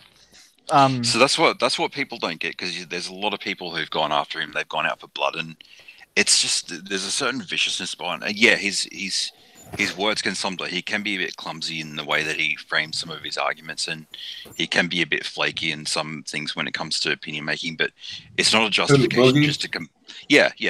But there's no justification to completely come in and just dogpile the fuck out of him and just treat him like shit. Yeah, and the thing is, like, they're saying, oh yeah, like you're a bad ally, and it's like, well, okay, like all those fuckers who think, oh yeah, Boogie, he's not a very good ally to me because I'm queer or whatever. It's like, well, have you been an ally to him? Like, have you listened to his abuse stories and encouraged him, and have you been there every step of his weight loss journey or whatever? And if you haven't, then allyship is a bullshit concept. You're just a parasite if you it's always this one-sided thing. Yeah. Like Kitty was in the chat.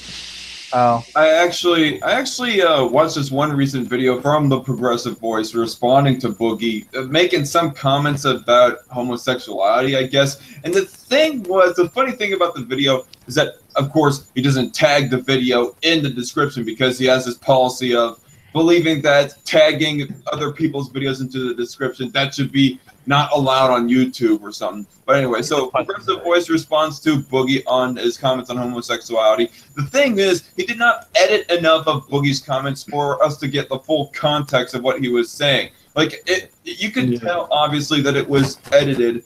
And so, as soon as I heard Progressive Voice talking in response to Boogie, I was all like, I do not know what the fuck you're talking about. You did not play enough of what he was saying for me to understand fully what he was saying. Oh, and not only that, I've seen cases so many times where that guy deceptively edits. Not only does he not give you the original context, he'll deceptively edit shit. It's fucking disgusting.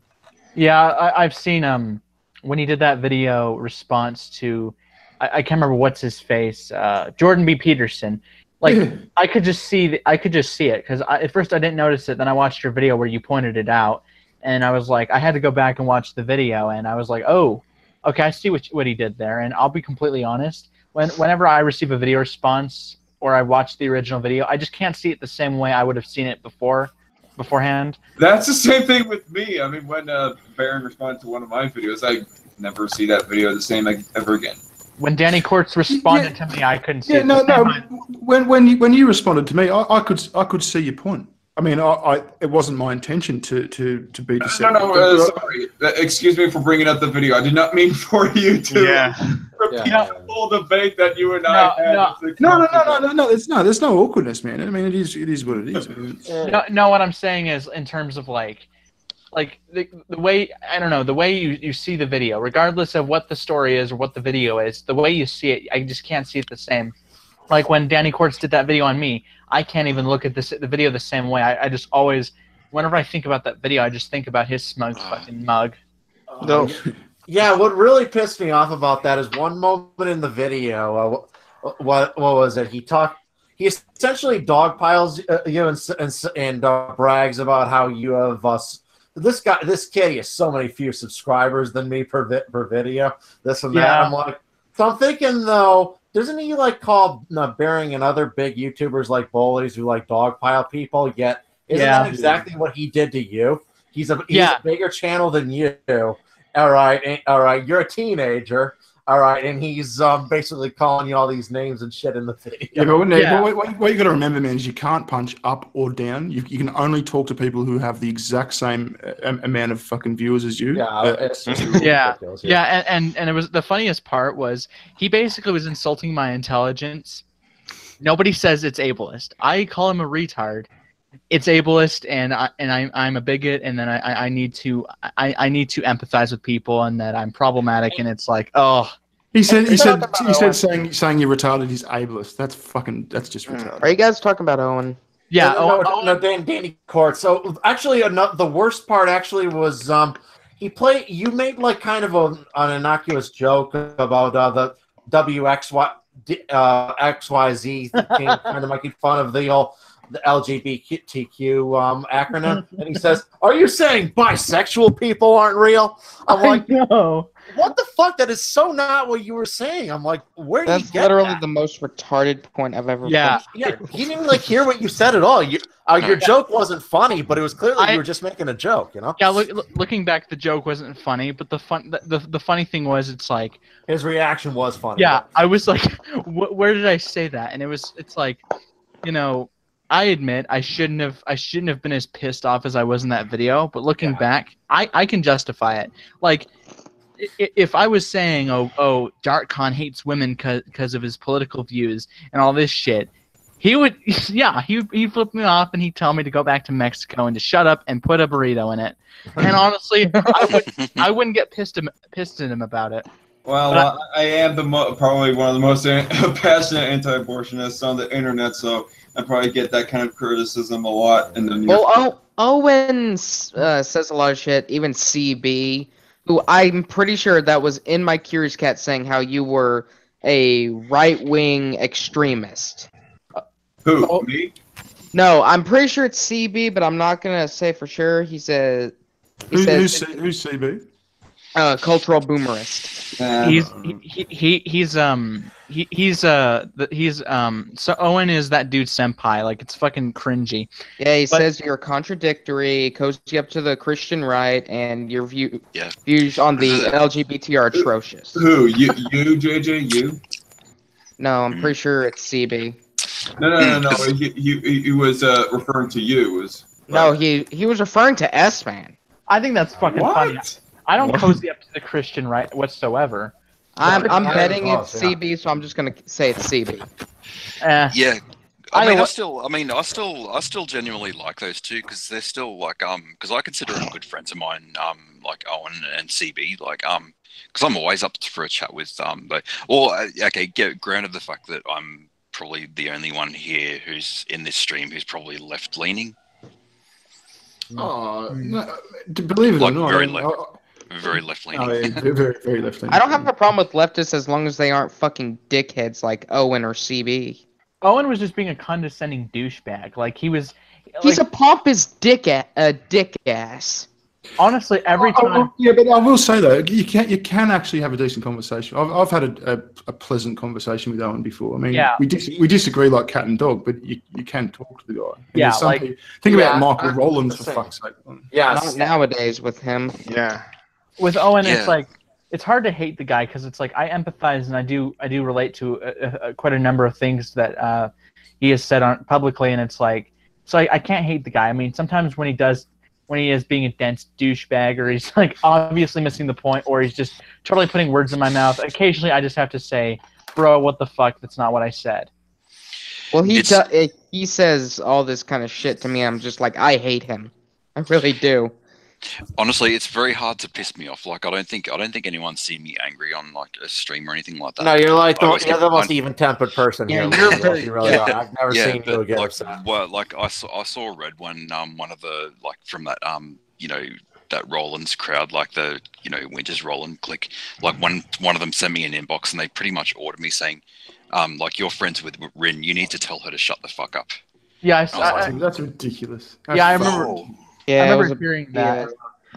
I've not even spoken to Rin that much, but from what I've seen of her, she's like an all right person. I don't know very much about her.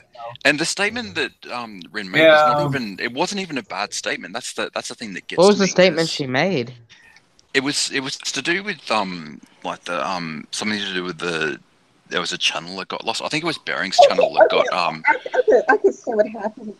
Okay. What happened was Bering got his channel terminated. Oh yeah, that's what happened. Bering got his channel terminated.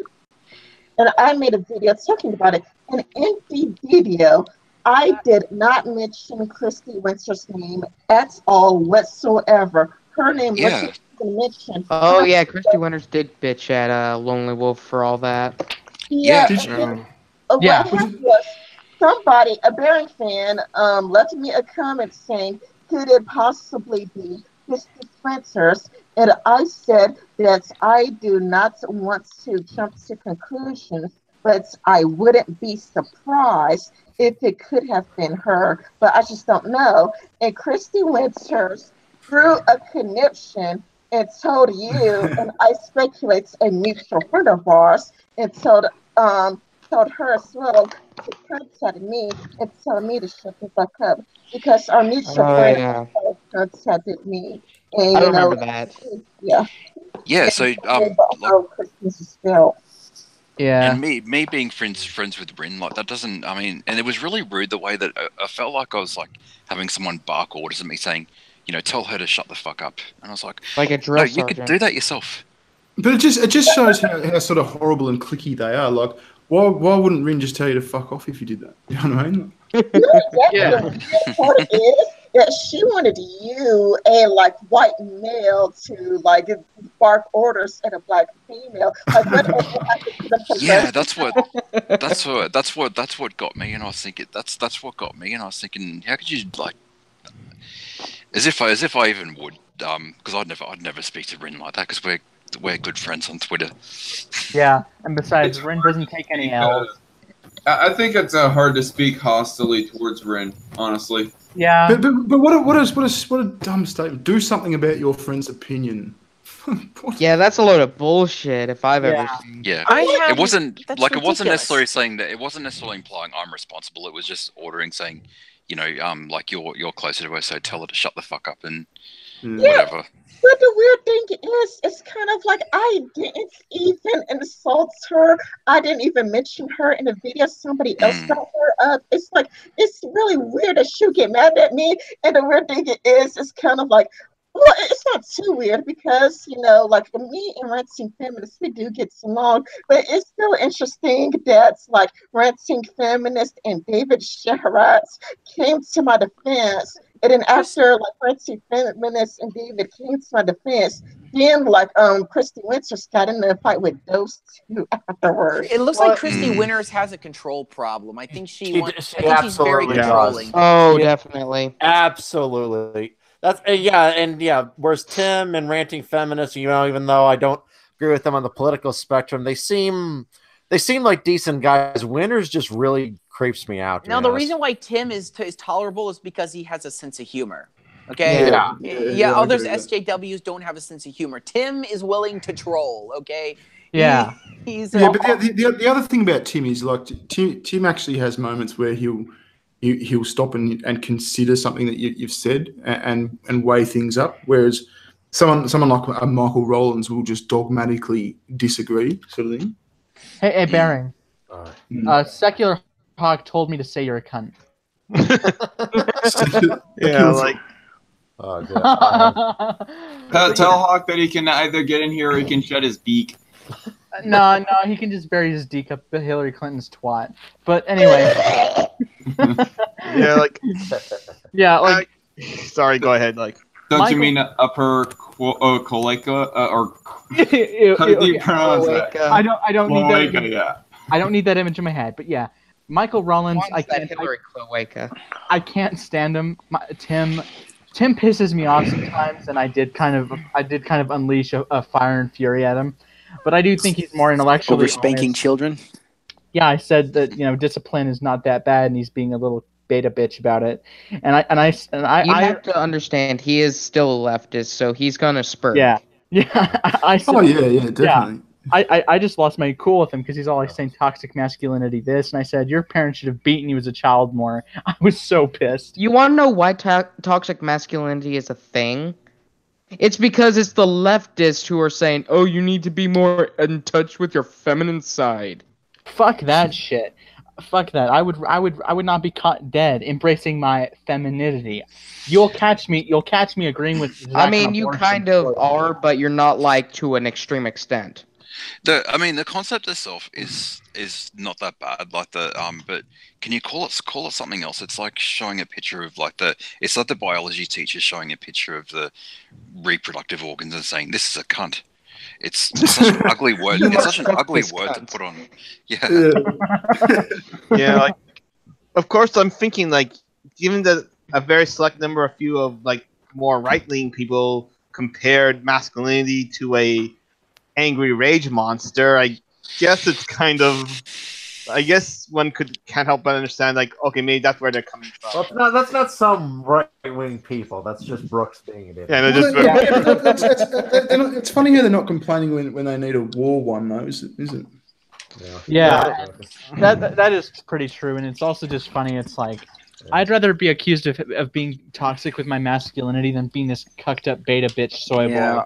I remember I'd rather be called racist, sexist, transphobic, and homophobic than be acceptable by Owen's standards. The one SJW that really kind of that always sounds like she's crying is Chrisiosity.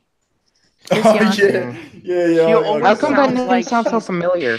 Yeah. Because she made a response to Baring's trolling of Steve Shives, and she's all like, he's dead to me now. He's dead to me because he's dead to me. Yeah. Yeah, because I get along well with Chrisiosity pretty well. Like, Ren and I both are pretty good friends with Chrisiosity. Yeah, like Chrisiosity, she's a good friend. She's a really nice, pleasant person to talk to. Yeah. But she was the very first people in that side that I, got, like, talked to befriended. She is one of the friendliest ones of that side as well. I got along with her somewhat at one point, but she doesn't like me anymore, though, since that stage. Yeah. Dark Khan, I'm just going to warn you right now, Hawk is wanting to invade your chat, like the stream's chat, not this hangout. Oh no! Now you're quaking in our boots. Now, what are we gonna do? We're so scared. Yeah. She tried to raid Naked Ape's Discord, but that didn't work out so well. Speaking of raiding, how's your who's doing the raiding? server? Secular Hawk. And He's pissed at you about your gay marriage video still, and I rated fucking secular. Are you like fucking Kyle? Secular Hawk. I'm gonna link. No. Secular Hawk. I guess Secular Talk. Secular Hawk. I'll link his Twitter. Just it's fucking. He's funny. an annoying little cunt. Yeah. In what regard is he pissed off at me at the gay video? I made another video saying I was wrong. So yeah. Yeah, I remember like right after that. Because he doesn't research. He only, goes off of plain instinct.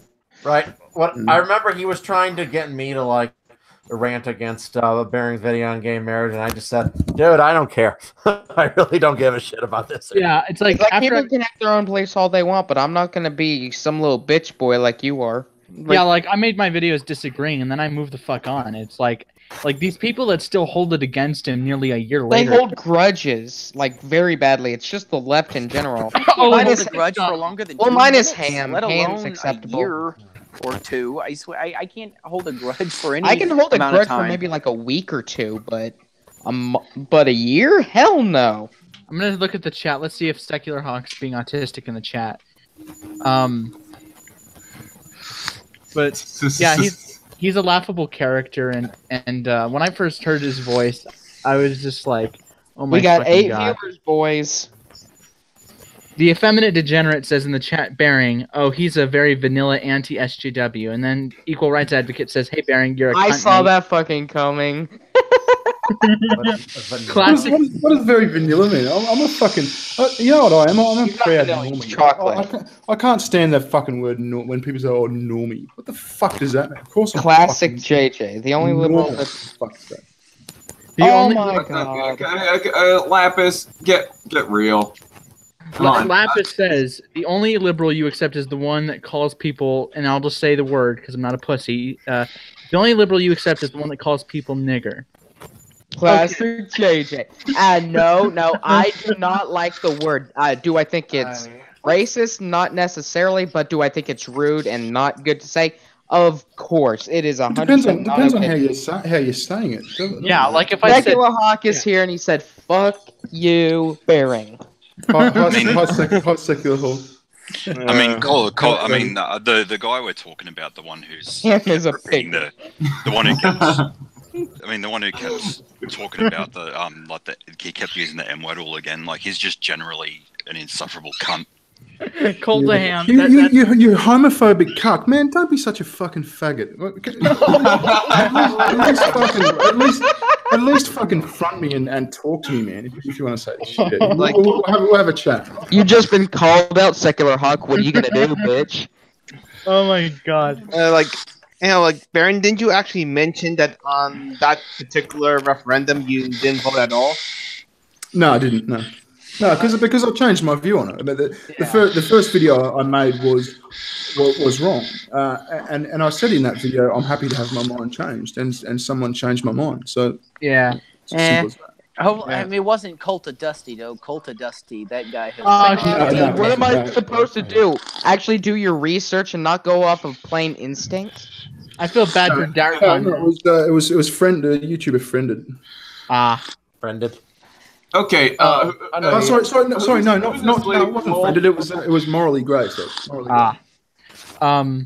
yes. Yeah, you supported the no vote on the easiest yes vote ever, says Secular Hawk. Well, I disagreed with Bearing's video at the time, and honestly, Lapis, if you do make that response video, that was like nearly a year ago. Like that if that's like striking the iron, like Darkon's video on Bearing was striking the iron when it's cold. In this case, it's striking the iron when it's buried under a tundra of ice. Holy fuck! But hang on a sec. How did I support the no? I made a video talking about the way I considered this referendum, and I said, as it stands, I'll be voting no. And then I also said I'm happy to have my mind changed because there's a bit of time before the referendum. and my mind was changed, She and so I says- chose not to vote. So in other words, Okay, you yeah, didn't hold it against. Yeah. Okay. I see her comment. Okay. She said she's making a response video to another video of his. Okay. Well, She says he's. Hang on a sec. Yeah, secular Hawk. Exactly. I made a video saying I would vote no. I didn't make a video saying anyone else should vote no. In fact, I think I specifically said you should vote how you want. Now, yeah, you did. Is there an issue with me having an opinion and making that public? Does that make me a bad guy? He says the question was an easy. Do you support gay marriage? Yes or no? And on secular Hawk. I mean, first of all, he doesn't understand nuance, and honestly, he has a knee-jerk response all the time. Do I support gay marriage? Like just gay marriage? No attachments or nothing else? Like nothing that possibly could have come with it as it looked at the time? Of course I do. I absolutely support gay marriage. He believes that same sexes should get married. I mean, the point is, I don't care. It's not my business to get involved in what other people do. It's not my right. Now he's just getting randomly mad at you, S-Man.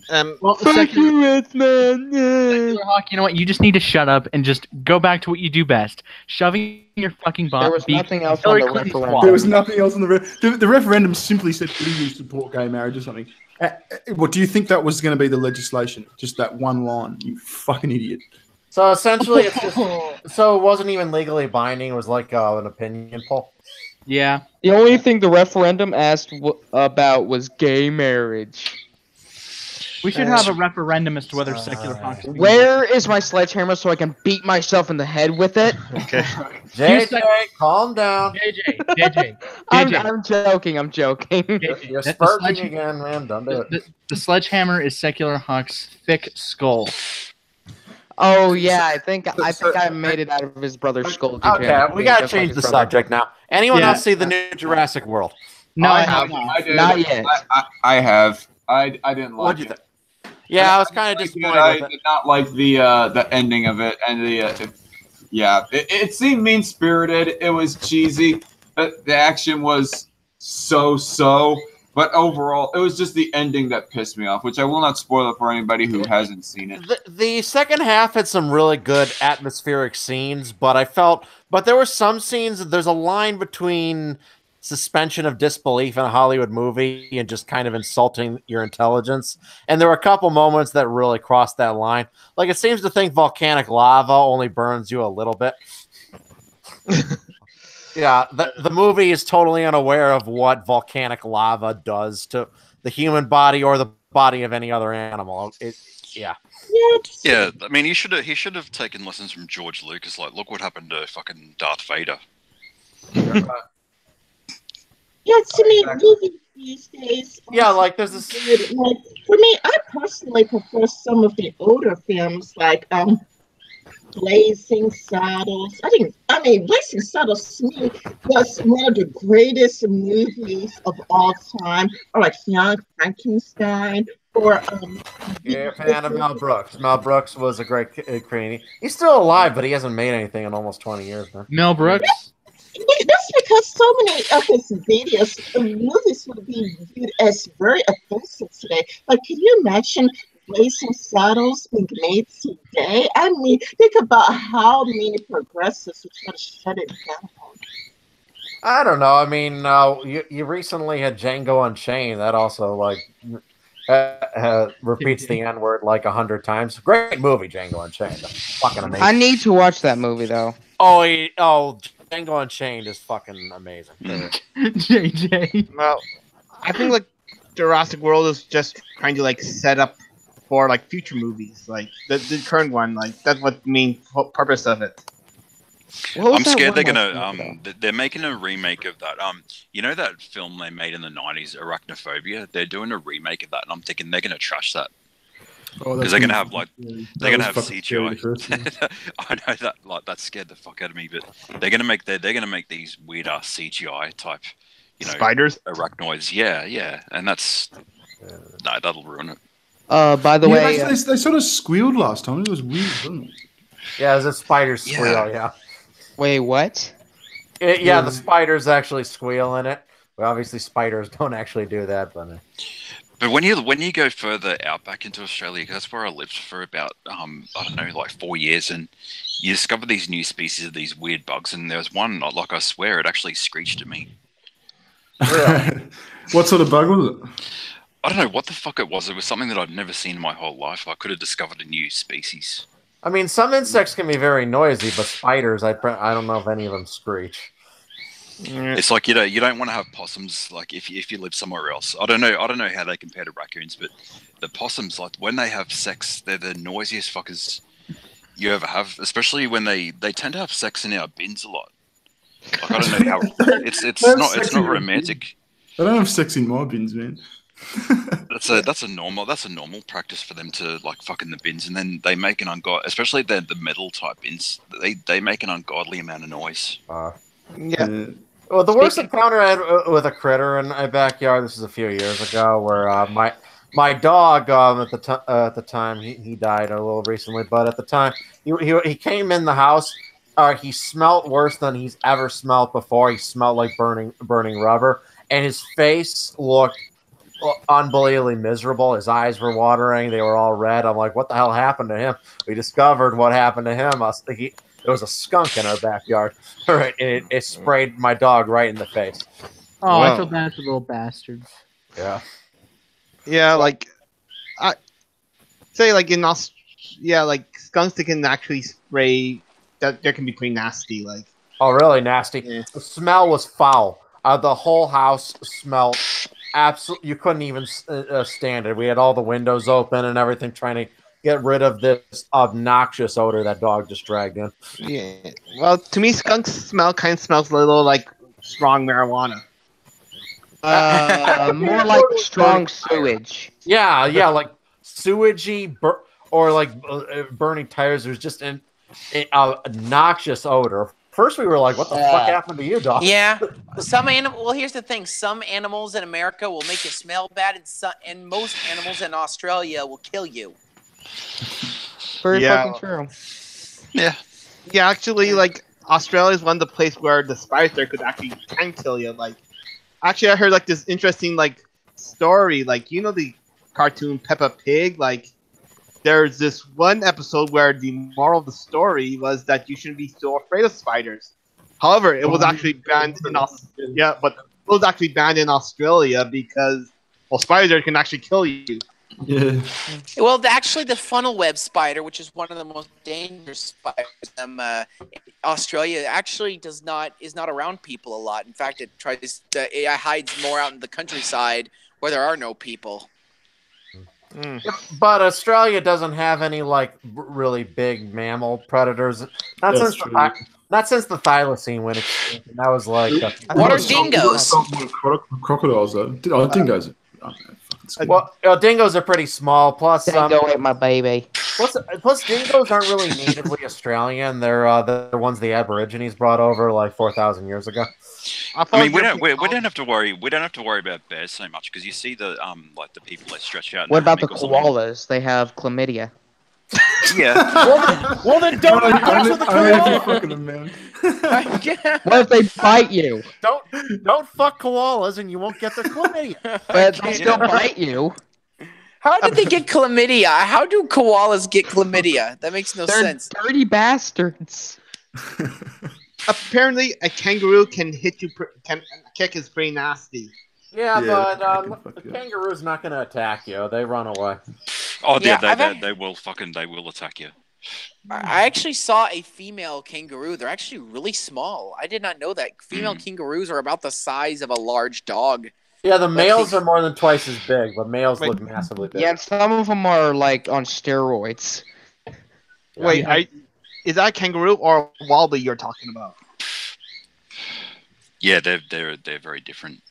Yeah, wallabies. It's kind of like a small kangaroo. It's kind of like the difference between a wolf, and a fox, basically. Pretty much. Hey, sorry just to change the topic for a second. Remember that guy? Remember that fucking guy? His name was American something. He's the one that was doing the freestyle rapping. American Jazzo. Oh, Oh no! Oh my god! Don't even remind me of that guy. Is he still around? How do I get him to make? I want him to do a rap about me. How can I make that happen? okay. Just insult him. Oh no! Oh no! Yeah, but a lot of the time, if I insult someone, they get like fucking people tease them and they just hate me and block me and shit. Like I don't want to do that. I want him to make a rap about me. He's made a few raps about me. My personal favorite was the one where he's like saying I was like he's rapping and he goes along like S-Man pulled out his gun and shot himself and I just he was a mistake. I'm like, I was just laughing because I'm like, what the fuck? My dude? favorite line was, "And I am attacking you." That was so bad. The horror rap. You Don't should even see my wanna reaction fuck video with to you. that. That was. I couldn't stop when I heard that. I laughed for like a whole 3 minutes. It was. Oh, that's how I found out about him. Actually, was in the video. Yeah. Oh. And it was such a shit show. It was funny. Like, my favorite part was where I just see Aspie's like shaking because he's laughing so much, and I'm like, Aspie, I felt so bad for you. Imagine if you like knocked some shit over. You're just hearing this guy try to rap. Like it would have been so funny had he not deleted his channel. Had he just kept the original rap up, that would have been even funnier. The funny thing is, Bearing, he actually was an old friend of mine. Yeah, we were all pretty. He might be fantastic. Like I'm not saying anything about his He character. was, except for his constant lying. Pretty entertaining. Oh yeah, like he was on a stream with Owen and he was just being it was such a bad stream. It's only 20 minutes. Just after this, like, watch Zach did a whole video on that whole drama. Just watch that. Yeah, it was pretty good. Let's just say he used an offensive word. Yeah. On which drama? Sorry, this guy was arguing with Owen. Did you say?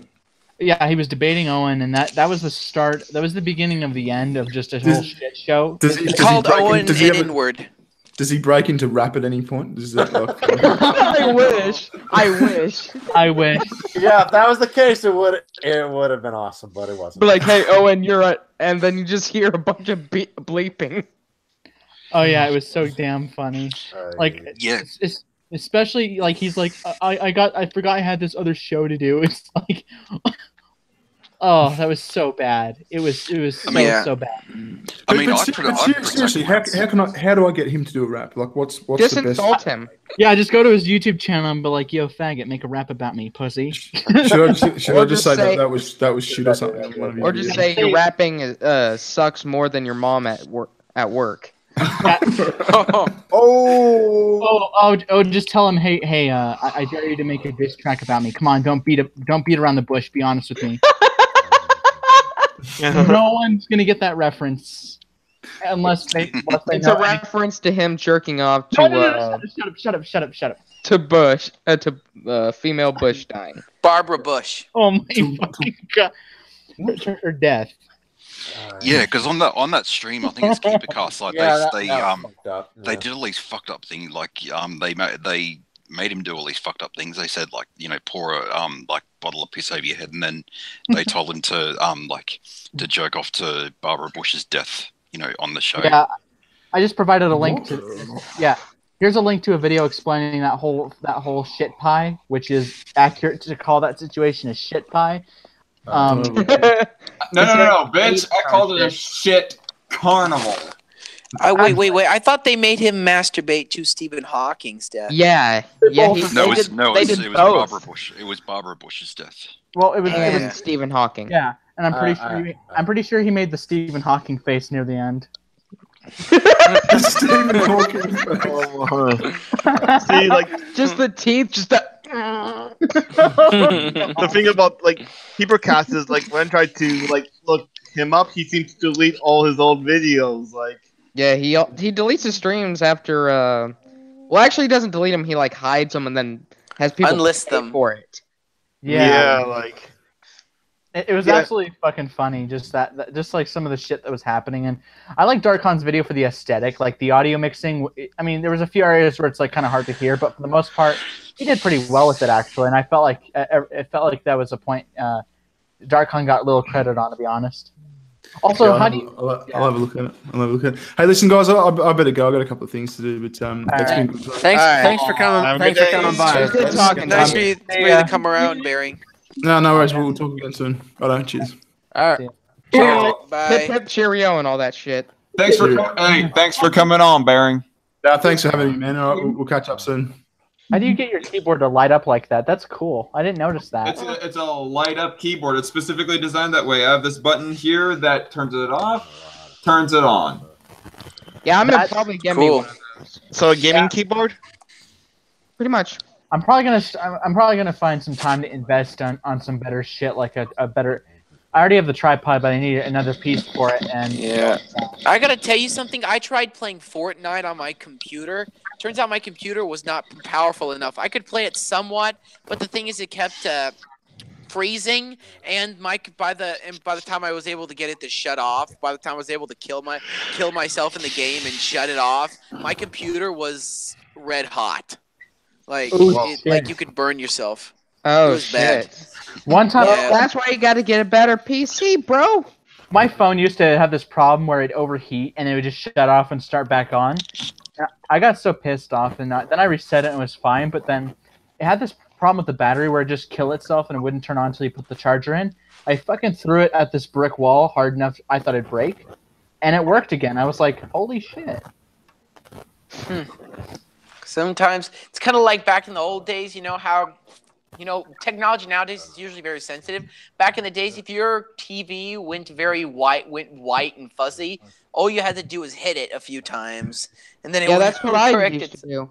Also, when there was back in the day of the first Nintendo, like the NES system, you would literally have to if it didn't work the first time, people would have to do a whole bunch of stuff. You have to get a screwdriver, screw around in it. You'd have to give it. It was like giving CPR, pushing it in, pushing it out, pushing it in, putting it out, giving it oxygen,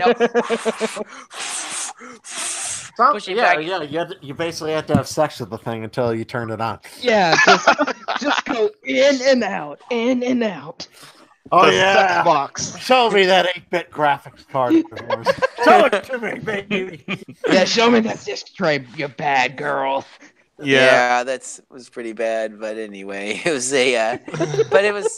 that NES systems. The Super Mario game was kind of cool. I don't know how people got through it with 3 lives, but it turns out you need the special code to get 50 lives. Yeah, Well, you know what? I was just got one of those NES classics with one of those little mini things with all those 80s video games. Yeah, games were pretty fucking hard back then. yeah. Yeah, I heard like the worst was called Battletoads, or was that was not for the NES? Was it? Or It was. No, the worst in It terms was- of like difficulty was this one, the Angry Video Game nerd reviewed, Silver Surfer. Did you watch that game? Did you watch his review there? Yeah, it shows touching the wall, instant death. One hit, instant death, and there's like thousands of bad guys that come at you. The game is insanely overly difficult. All right, it's pretty much impossible. It's like Dark Souls times 100. Right. Yeah, Yeah. and At the end, he's like, "This game is so hard. It'd be easier to walk out in a thunderstorm and try to dodge rain." and now people complain about Cuphead. Yeah. Oh no. Cuphead's at least possible. Slightly. Yeah, Silver Surfer, it's impossible. You cannot beat that game. I mean, there's no one in the history who's ever beaten that fucking game. So it's literally impossible. It is literally impossible. The game is just too hard. Yeah. Yeah.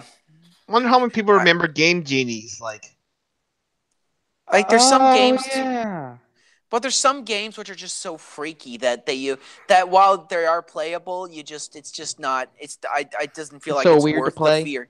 Like like Alien Isolation. I mean, I've heard some great Oh yeah, reviews about that game will scare the shit out of you. That game is like it's a sci-fi game. The aliens think the daughter of the lone survivor of that ship that went in the Aliens movie, her daughter, goes back to that ship to try and find her or figure out what's going on. Hey, You're breaking. Yeah, you're breaking up Aspen, bad, You're breaking bro. up really bad. Sorry. How are you today? Oh, can you hear me? I can hear you. Yeah, we can hear you. Fine, Yeah, I had a lovely day. You popped in after our celebrity left. Now I'm the celebrity here because I'm bigger than all. Now I can say I'm bigger than all of you on this stream combined. I couldn't say that a few minutes ago. No, although the person who just left could have.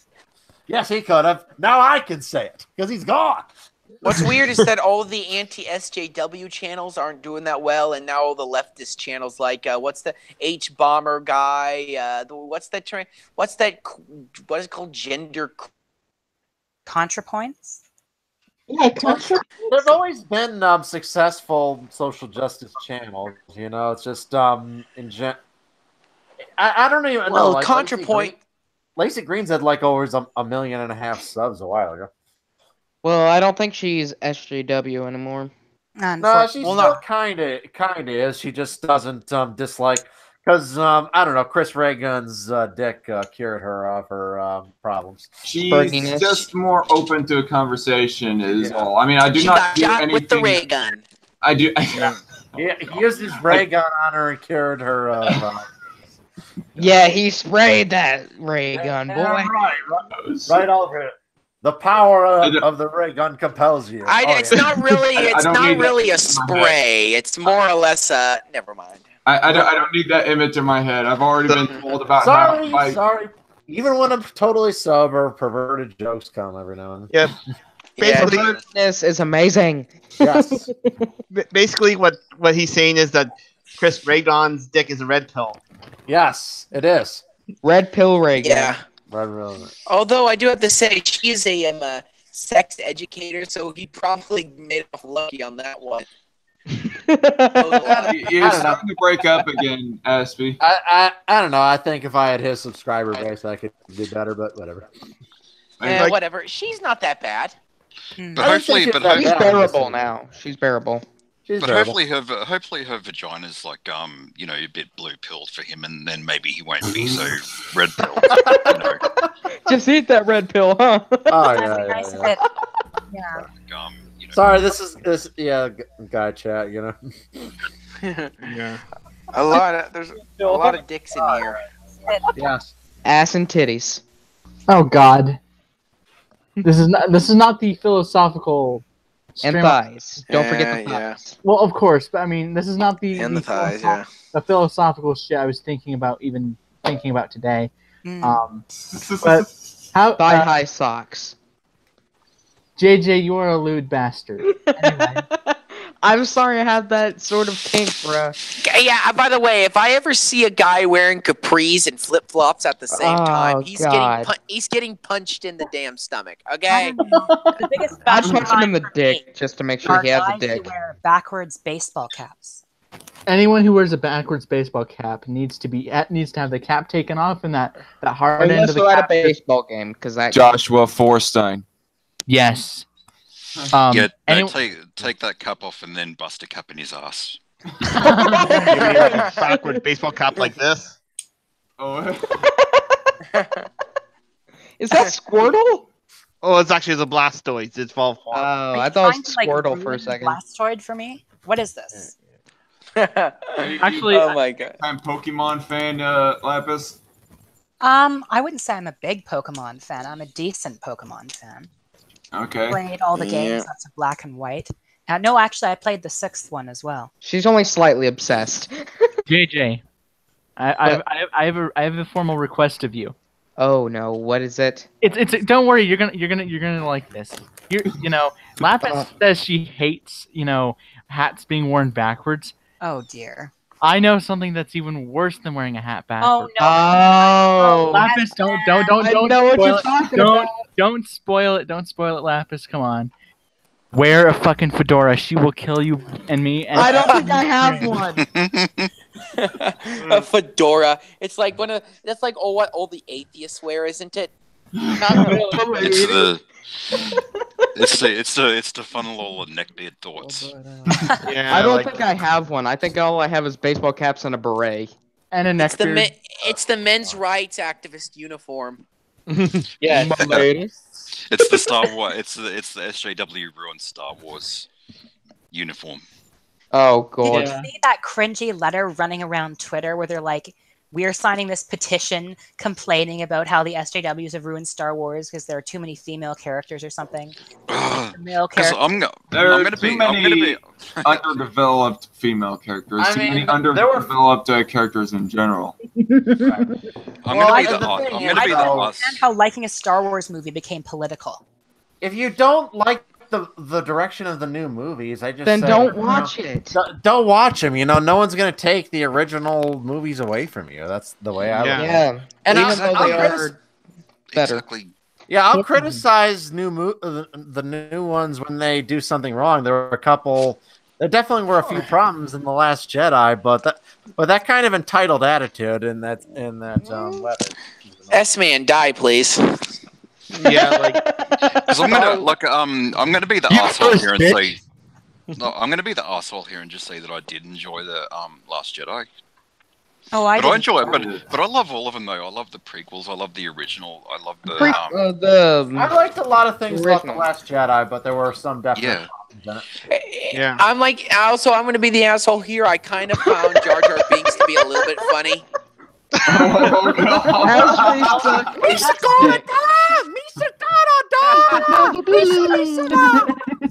Speaking Yeah, of no. speaking of Abe, how is your Discord server after he raped your Discord server? That's what Aspie always wanted. He was looking for a little bit of that ape dick. Okay. Okay. So the Discord got invaded, and it got Bill Cosby entirely, and It got raped and then it got Got Okay. sued by half a dozen women. yes, it got it. Yeah. Oh my God. You should have seen my face when JJ's like, "They're invading your server." I'm like, "Oh fuck!" So I have to. You're just like, oh shit, and then What was in there? What was in there? Tranny stuff? No, it No. was more. No, it was more. They kept using the N word and saying the Holocaust was a mistake, but it and they never said happened. kill all N words, yeah. And they Did they called. ever think of anything new? Like, why is it that these people are It's supposed to be 4chan in a nutshell. They think I'm Jewish. Like, they called me Jewish. And here's the funny thing. I'm not Jewish, but one time I criticized Donald Trump and I kept getting anti-Semitic comments for like 2 weeks. Like, It's your eyebrows, S-Man. It's You your can't hair. ever criticize God Emperor Trump. you're right, I mean, John. How dare you? It's like a cult of personality almost. Yeah. You know. Yeah, you ever heard of Living Color? No. Oh. That's show? No. That's a band that made a song literally called "Cult of Personality." Sorry, I couldn't help Are it. you kidding me? Living Color. Yeah, I remember that. I remember them. That was like 90s, I think. Let me show you something. The hardcore anti-SJWs are going to criticize that song as anti-white. I fucking bet. White. Anti-white. Anti-white. You mean the right-wing SJWs, also Yeah, known as the alt-right. Here's the thing: people on the court of I don't like using alt-right because it's sort of an ambiguous term. But the thing SJW is, is too. But I think Yeah. the sort of Yeah. alt-right is, I think the sort of genuinely kind of white nationalist side, they seem to argue that there's a sort of collective, there's like a collective mentality, you could say, among all white people, even though it's not by race, it's always by culture. Like if you go to Europe, you had all these different cultures, or it was by religion. You had the Anglicans and the Protestants fighting for years, or you had the Russian, or there was really no unified Germany until actually very recently Yeah. in human history. Like there was Prussia, there was the southern part. It was a lot more divided. The sort of eastern part of Europe was always very divided. So it still is today with like Bulgaria and whatnot. But the thing is that there is really no like collective white identity. I don't know where they got this from. I mean, you could say in like America where all the, but even in America where all the cultures are kind of, you have Southern culture, Northern culture, you have sort of Western culture, Eastern. You have all these different fractions of like little subcultural areas within America among like all the Aspie culture. different groups. Yeah, and that too. Collectivism for the loss and individualism for the win.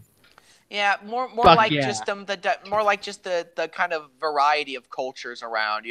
I mean, there's a lot of like there's culture and there's subculture. I don't know if I would call the difference between northern culture and southern culture, subcultures or what is it called? Just large cultures, but they are they tend to be very crap. The TV's distracting me. I'm going to close my eyes, but they do seem. But there's definitely a lot more what you would call conflict in cultural differences rather than just simply racial ones. Yeah, and Dark Khan, you know how me and Lapis and you have joked that that progressive voice looks dead inside. I actually found a video where he smiled, and it made me say, you know what? I prefer the dead inside progressive voice. It was over.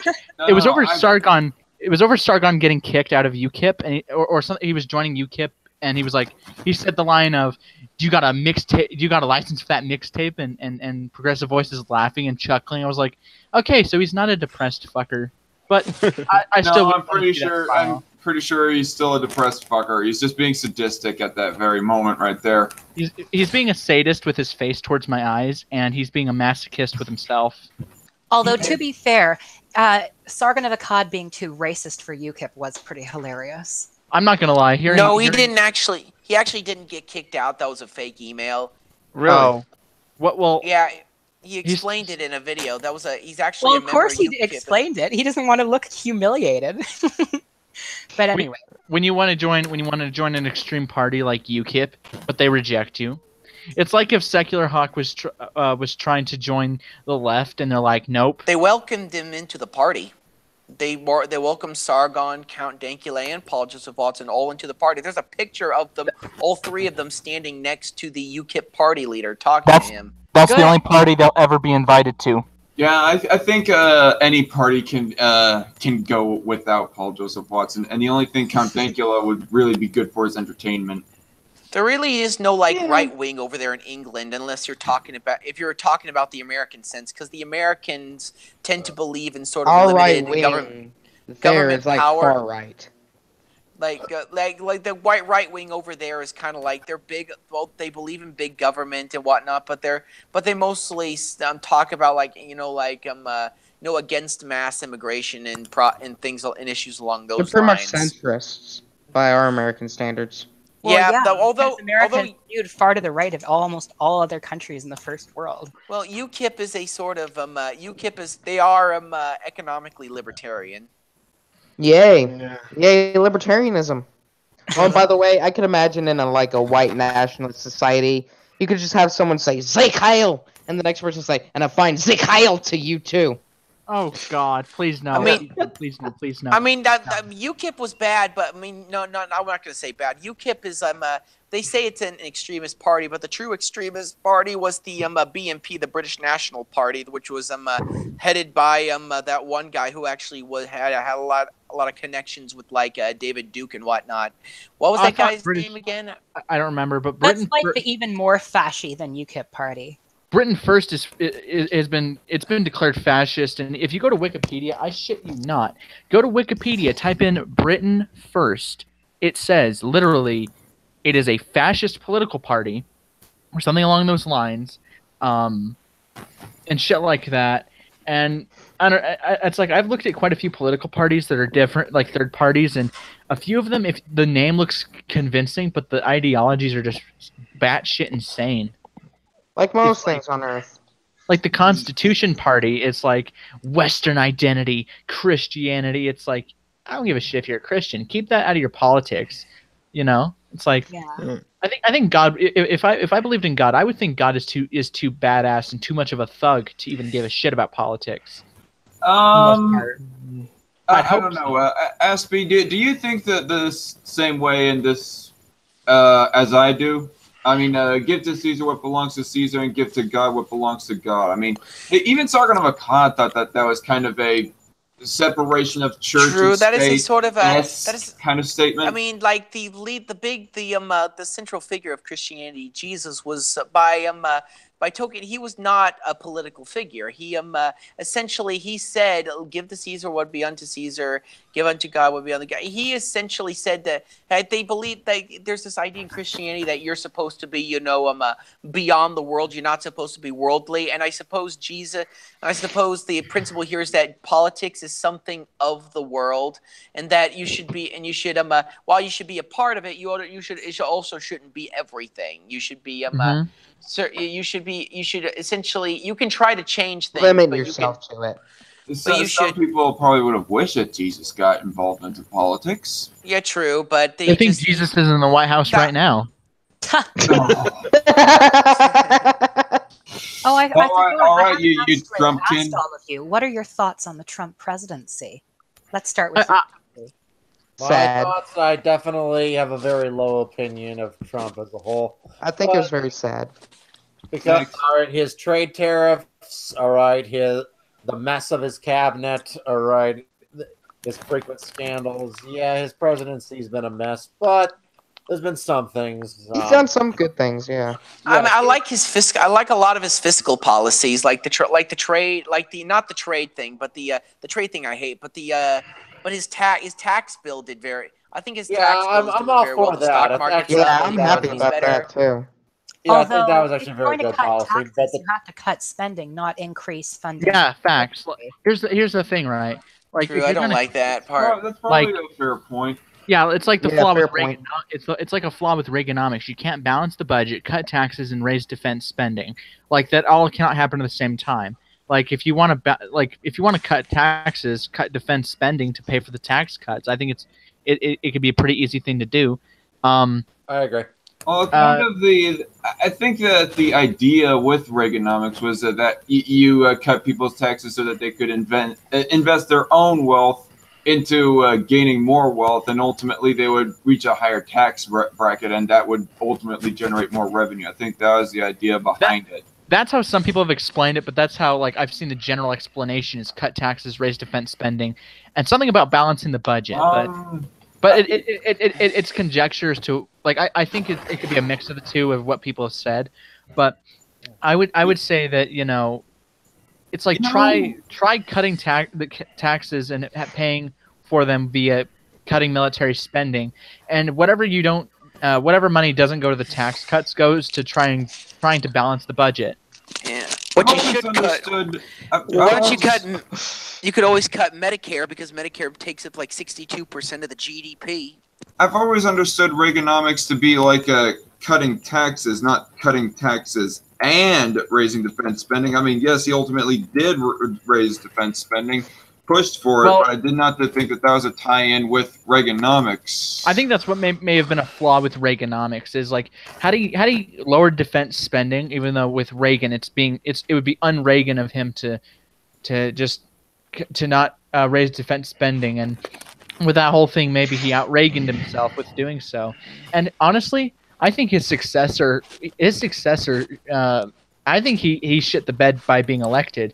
Like, you have to deal with the deficits and the economy goes into recession. God, I would hate to be Ronald Reagan's successor, Well, he did say, Ronald Reagan. I don't think anyone ever claimed when Reagan was raising defense budgets that it was for the good of the economy. He was doing so because he thought that defeating the Soviet Union and keeping our guard against them was of more importance. Basically, it was kind of the red menace. Okay, yeah, but how could a tiny country like Nicaragua be a menace to the United States? Yeah, the United States, with barely flexing its muscle, could make Nicaragua their bitch. Yeah, it can flick it with its middle finger and boom, done. A lot of smaller nations, though, were kind of just pawns in the main war between the main Cold War between the United States and the Soviets. That is very true. Like the Vietnam War. What was the Vietnam War? It was essentially a proxy of the Cold War. Well, here's the thing. Here's the thing about Latin America. I'm sad to admit it, but America did not treat Latin America very well for a lot of history, and because of this, a lot of Latin America turned against America by essentially joining the communist cause to their detriment. Right. And this in turn caused a lot of conflict. And like the biggest example was like Cuba. I think I remember Bill Ayers saying, I hate Bill Ayers, but he said something along the lines of that all of Latin America they all not worship, but they all admire Cuba because they're like the only nation who quote unquote stood up to America, and to their detriment, but they were the first like country to stand to be like against the American government. Yeah. That's essentially Okay, how he so explained. I kind of want to read this definition, by the way, of the point that. I need to say this. Okay. Speaking of Bill Ayers, I actually met Bill Ayers one time. Ooh. Oh, how was it? Really? He offered to shake my hand, and I refused. As you were saying, Darkon. Okay, so he belonged behind bars for what he did. I feel like I must bring up this point because you keep on tying in raising defense spending and military spending in general with Reaganomics. I never heard that tied in with Reaganomics itself. I mean, yes, Reagan raised the military spending, but I never heard that tied in specifically with Reaganomics. So I wonder where you get the definition, S-Man. Okay, I see what you're the saying. Google definition, the economic policies of the former U.S. President Ronald Reagan associated especially with the reduction of taxes and the promotion of unrestricted free market activity. The claim that cutting taxes generates more revenue was a key element of Reaganomics. So there's nothing mentioned there about military spending, so I do not know where you keep on getting the tie-in with military spending. Have you seen the debate between Ronald Reagan, the Republican nominee, and independent candidate John B. Anderson? I think that's where I got it. Where he was blunt towards Reagan about his policies in that primary, the presidential debate, where he says that you couldn't do those things like tax cuts, raising defense spending, and balancing the budget. Although generally it's like, even if it's not tied in with Reaganomics, it does hurt Reaganomics' credibility because, even if it's like Reaganomics doesn't include raising defense spending. I think defense spending and Reaganomics were two separate things. Like in principle, Reaganomics may have been helped. The principle of Reaganomics is essentially the reduction of taxes causes more economic growth. So they believed that military spending I think Reagan at the time thought, even though he probably knew that it was somewhat it would hurt America through deficit, and that it probably would not work well with a Reaganomics economic policy. I guess he felt it was necessary and bit the bullet on that one. Yeah, and I think he was doing this out of philosophy, not as an economist. And I actually watched a documentary series, which is like, it was a long-ass documentary. Like, they actually had it in 45-minute pieces, dedicated to at least several presidents within less than an hour. And one of them did say that. It's called The Presidents. I recommend you all watch it if you kind of want to see the history of the United States evolve from president to president. But they did say that Reagan was doing this philosophically rather than as an economist, and it was a rather, raising defense spending. It's like I just see it as not a good idea. I mean, we already have a $20 trillion debt. Any country that tries to stand up to the United States, we could just flick our baby toe at it, and that country is going down. And like North Korea. Here's the funny thing about how ridiculous our military is. Hi, Cultaham. Yeah. All right. 100 years ago, the British Empire had this concept of the power of two. Left. Hey guys, I'm also pretty tired right now. I'll talk to you guys later. Have a good night. Yeah, everybody's leaving because they don't like the guy who says the N-word. They don't want to talk to the guy who says the N-word. Everyone's dropping like flies. Wow, I actually try to have an intelligent conversation, and everyone just says, "Oh no, fuck off." Dude, can I just say something, Cultaham? You look nothing like you sound. I think he looks roughly how he sounds. Well, yeah. What, like a pig? You say something about my look. You think I'm a pig? No. Hey, you guys sound. I guess you'll be more fit if you sound like this. But yeah. As I was saying, the British Empire had this concept of the power of two, where they wanted their military to be as powerful as the next two most powerful nations, and for them, that worked, pretty fucking well. I mean, they won almost every war they got themselves into, but with America, we seem to have like the power of the world, where our military is as powerful as the rest of the world.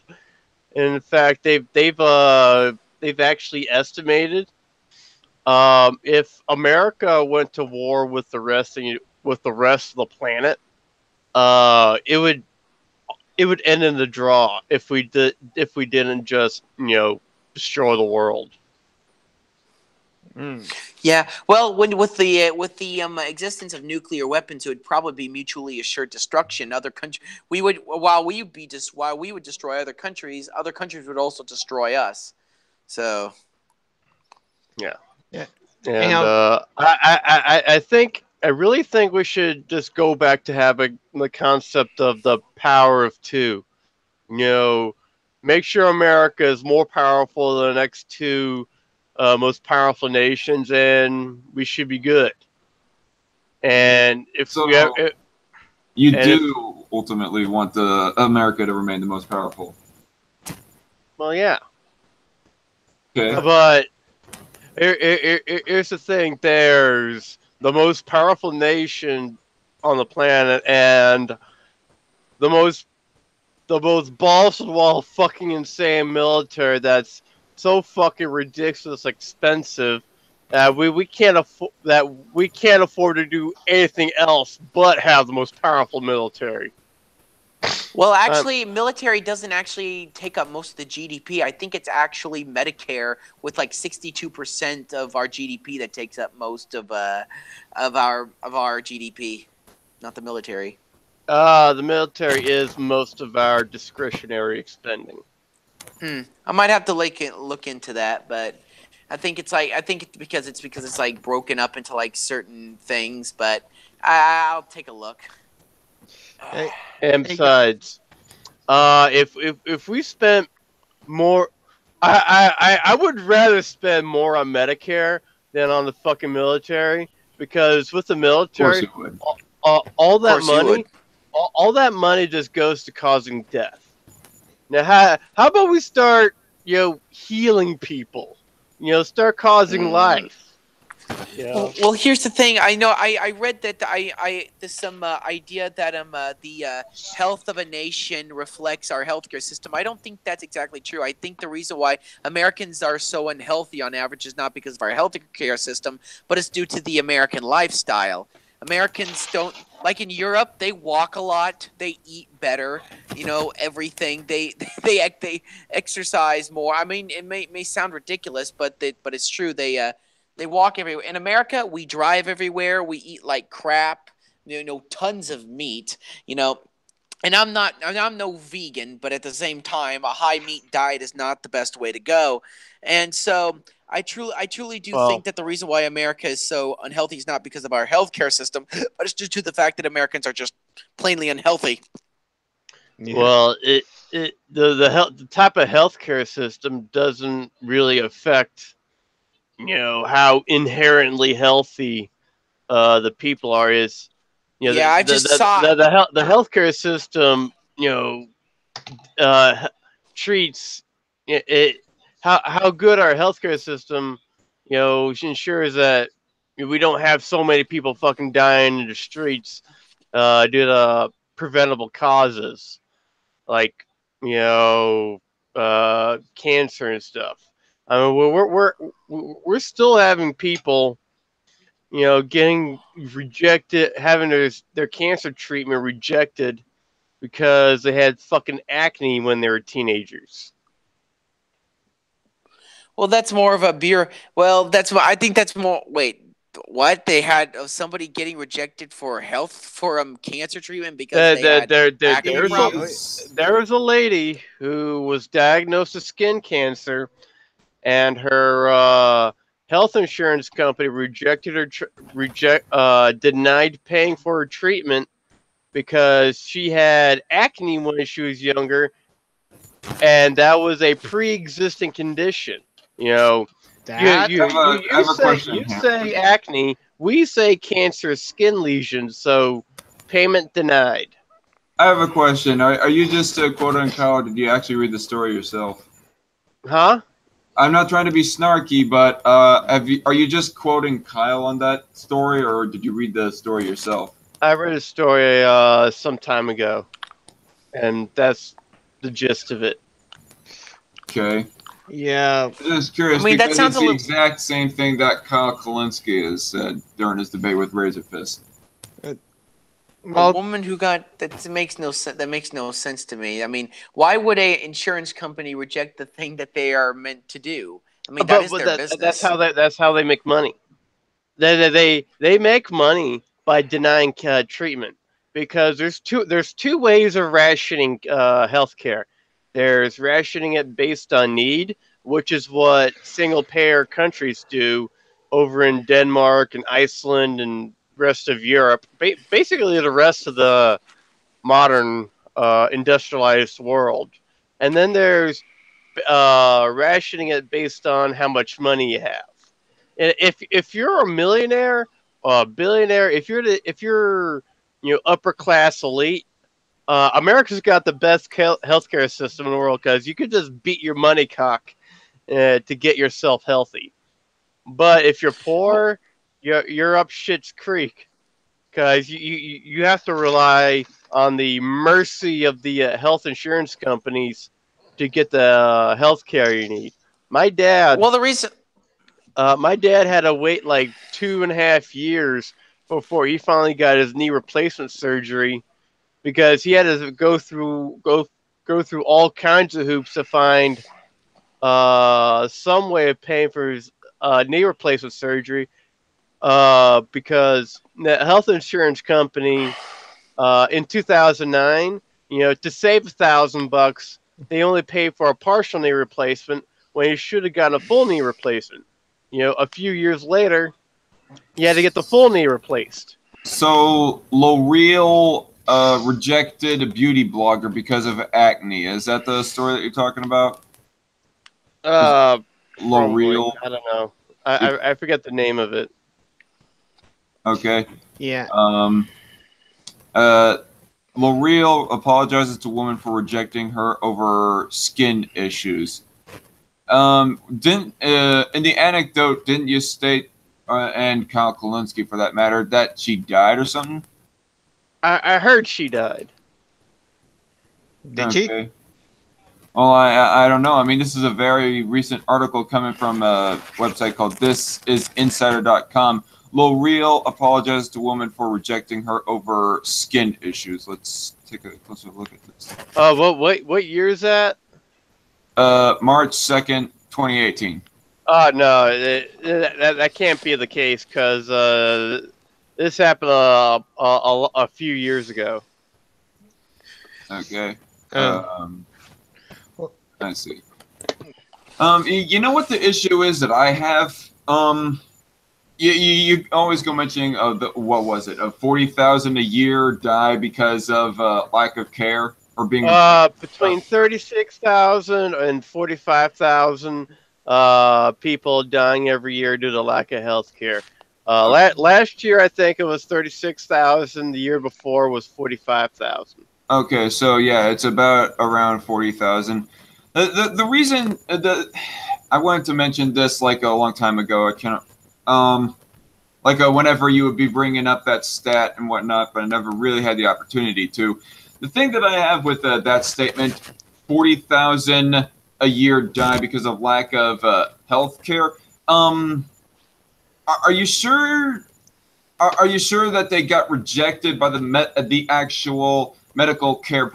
The doctor. Are you sure that they actually got rejected by the doctor within the ER because they did not have insurance, or did they just happen to die in the ER, and they just happen to not have health insurance, and so therefore they get counted in that statistic? That's kind of odd for me. You be saying that in 40,000 cases, each and every single doctor that those 40,000 gone to rejected even taking care of them. I mean, we're not talking about the insurance agents. We're talking about the doctors. What point? I'm talking. This stat's talking about people who have like, cancer and shit, and they can't get the help. They can't get the treatment they need because their health insurance company will pay for their treatment. They can't afford to pay for their their treatment or for whatever other disease or their disease goes undiagnosed because they can't afford to go to a fucking doctor. Okay, so they decide for themselves that they can't afford the doctor, so therefore they don't go at all, or they do try to go, but the doctor just straight up denies them because, oh, you don't have insurance. It's illegal to let somebody die. I wanted Ham to answer the question, Aspie. I'm not sure what kind of question you're trying to ask. Are you saying that they did not go to the doctor to take care of their cancer because they did not have health insurance and they thought, oh, I can't afford it, so let me not go at all? Or did they try to go, but the doctor denied them because, oh, you don't have health insurance? Well, can't help you. Yeah. I mean, that seems your ass is dead.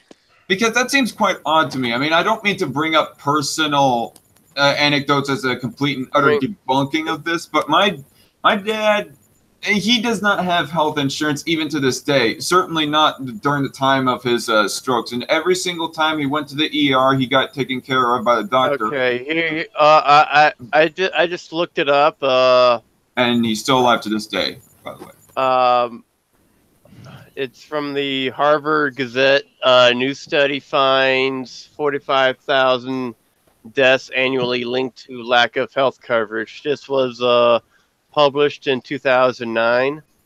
Uninsured working-age Americans have 40% higher death risk than privately insured counterparts.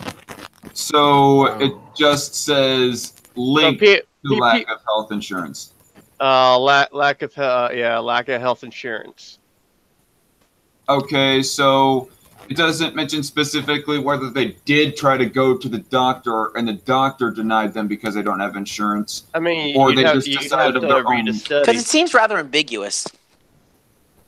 Yeah, that's my thing about the whole statement of. I mean, it sounds like their treatment wasn't paid for. That's the problem. So you're saying that their treatment had to be paid for beforehand before the doctor would ever want to even solve their problem. I mean, here's the thing about doctors: they're legally obligated to stabilize you, and after that, it's up to them whether or not they'll continue treating you. Like, have you not heard of the cases where if a patient isn't able to pay for their treatment, that they'll just walk them out? I mean, there was a case where a woman who was wearing nothing but the hospital gown was sent outside in freezing weather to basically freeze to death because she wasn't able to afford her treatment anymore, and a good Samaritan just happened to pass by and pick her up. So what is it that you're saying exactly? That the doctors left her for dead intentionally? Yeah, pretty much. I mean, someone in the hospital. Someone in the hospital. Sounds odd. Okay. I guess maybe to slightly change the subject, what do you think about Canadian healthcare, Ham? Like, is that something we should... It's not really a change of subject, but go on. I know, because actually it's kind of brought it up because, yesterday I refilled this prescription form. Can you, reposition your head cam? Because I'm like... Oh. Hi, yesterday I refilled my prescription for for this blood pressure medication, and it actually cost me $4.70.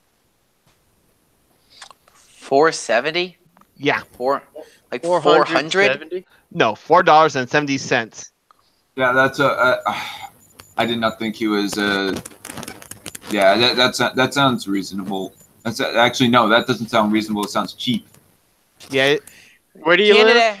I live in Vancouver. Canada. Vancouver, Canada. Yeah, Well, like yeah. Sweden. You guys have like half to the third. You guys have a third to half the pharmaceutical costs that America does, which is why Bernie Sanders and Ted fucking Cruz were advocating for an amendment to import drugs from Canada, you know, for those massive pharmaceutical savings. Because America, not only do we pay the highest healthcare costs in the world, we also pay the highest pharmaceutical costs. Actually, I did in some the world. research about that. The reason why Medicare, why we pay so much about healthcare, like the biggest reason behind wasteful spending is unnecessary care. A lot of people who are unemployed go to they're sitting around and they start obsessing about their bodies. Oh, am I sick of this? Am I sick of this? So they end up going to the doctor and getting treatment even though they don't need treatment. And this is going to sound a little pretentious, but yeah, socialized health. That sounds like horse shit. No, it's not horseshit. It's the big reason why is because of that. It was in a study, and also I think socialized health there kind of weeds it out because people have to wait so long because, as you said, it's need based. So people that kind of just naturally weeds all the people out who would go there for unnecessary care because it takes like 2 minutes. There can't be enough people with like a Munchausen disorder or like OCD that they're like, oh god, I feel sick. I don't think it's like that. I just think they start. I thought it's not exactly Munchausen syndrome, but it might not be Munchausen syndrome in that sense. But they start getting that. But they start getting that way. They start getting a little bit paranoid about themselves. I can find you and link you the study if you'd like. I mean, here's the funny thing about when Ryan was talking about the Canadian healthcare system, I thought he was going to start talking about wait lines. And yeah, Canada does have a problem with wait lines. Yeah. But here's the thing. You can't even get onto the fucking wait line here in America if you're poor. Well, most of them just go through the emergency room. Or they fucking die without treatment. I don't think that's true. But you think hospitals can't just let you die. They stabilize you, but after that, you're up shit's creek, unless you can pay for your treatment, whether it be cancer, diabetes, kidney failure, whatever. I think we're arguing the wrong. I'm not saying the American healthcare system is perfect. I mean, nobody is. I mean, everybody hates the American healthcare system. But what we disagree on is how to fix it.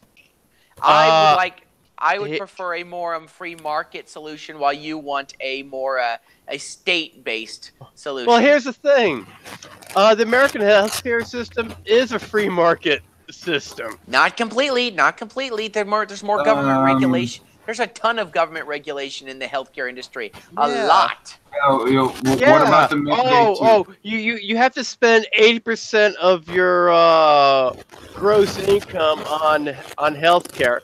What a tragedy! Hey, one at a time now. It's the same reason why college costs are so high. It's because the government subsidizes college loans. It's the same with healthcare. The government subsidizes medical treatments. That way they can jack up the price as much as they want. Then how come single-payer nations have the lowest healthcare costs in the world? Because the government pays for it all. Yeah, and I'll ask again: how come they still have the lowest healthcare costs in the world? Because the government has it completely. The government it's a thing. The government insures everybody. Oh, so you're saying because the government pays for everything, they negotiate down all the prices that they lower the healthcare costs. Well, the government. Well, shit. I mean, how are you arguing for a free market system? Because it can make the prices lower, it can increase No, it supply and doesn't. create and have It a. obviously doesn't. Well, another reason is because of the unnecessary government. Doctors have to go through like very unnecessary go through what is it called again, education, and the government only takes in like 100,000 training doctors per year, so that causes a very lower supply. In order to stimulate and in order to create more better doctors, you have to have more. In order to make them healthcare cheaper, you have to increase supply. So, anyhow, guys, I guess I'm going to log off. I'm going to check out my friend's stream. Me too. I gotta do some school stuff. So bye. Yeah, like actually, if you're interested, I can maybe link her to her channel. She's a Giovanna Liviana. I'm black. Yeah, Aspie had left. I probably will end this stream pretty soon. I mean, not much I can offer in the healthcare debate at this moment. I mean, I just. Oh yeah, there's nothing conservatives can offer to the healthcare debate. I mean, the healthcare debate question has already been won by the left. Single payer system. It's unacceptable that we haven't got it passed yet. Whatever about your objectivist attitude. Here's the thing, every time you look at it, if you compare the results between the American system and the system. See you later, Ryan. Have a good night. And the system in Denmark, or the system in Iceland, or the system in the UK, or they always kick our ass in almost every category. There was a study done by the Commonwealth Fund where they compared America and 10 other nations with single payer. We were routinely either bottom of the pack or the next rank up. I mean, there's only one category where we did relatively decently at, and that was like basically wait times. Because, if you have enough money, you do get the service faster. Well, I guess that comes to the question of would you be willing to chip in the extra dollar to expedite your own service or not? I mean, it's making it sound like that you don't have the option at all in Canada. Maybe Americans just prefer to have that option to get a speedier care for a higher dollar. Yeah, but no, well, Americans just, they actually did a study on this. I think it was by YouGov.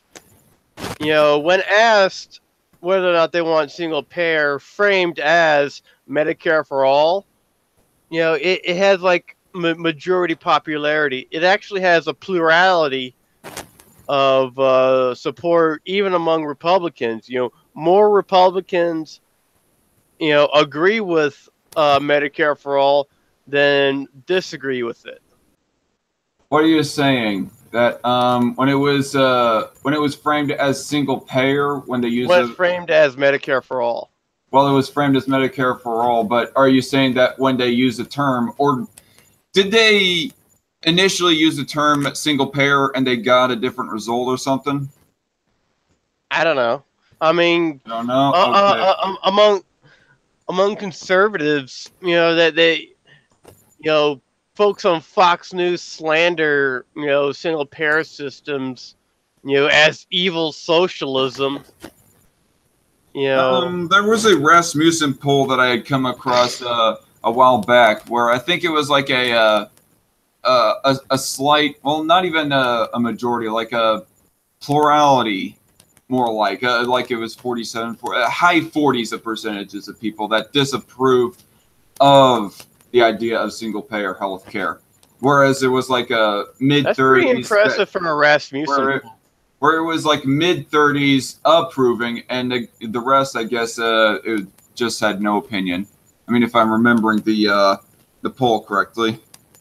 I mean, Rasmussen is, widely known for having a right-wing bent. I mean, they're often cited by Donald Trump as, look how popular I am. Even though the majority of Americans hate my ass, this poll says the majority of Americans love me. So is Rasmussen completely illegitimate? I mean, they have a right-wing bent to them. Should I excuse everything that has a left-wing bent? I mean, should I? If all the polls all say one thing, and you have Rasmussen here over there, you know, going in a different direction. Well, I was asking, should I do the same as you and just dismiss those that have a left-wing bent to it?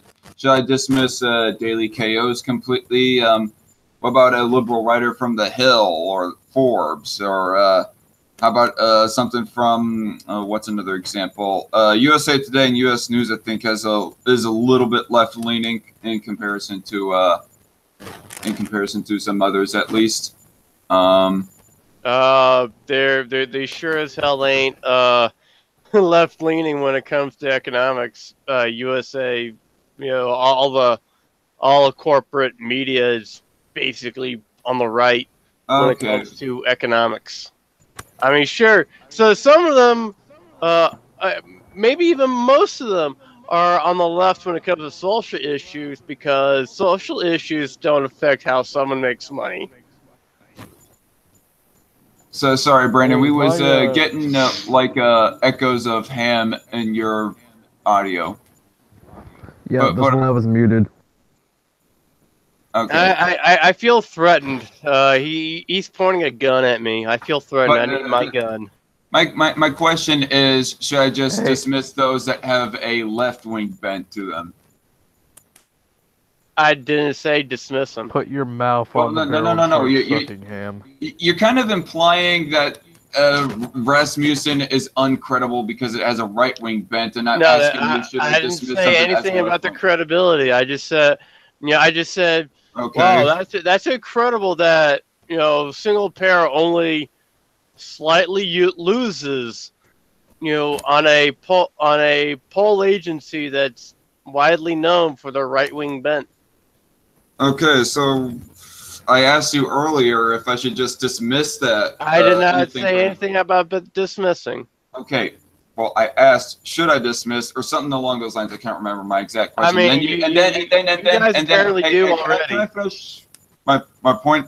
And then you said, well, they have a right-wing bent. Instead of just saying an outright no, you shouldn't just outright dismiss them.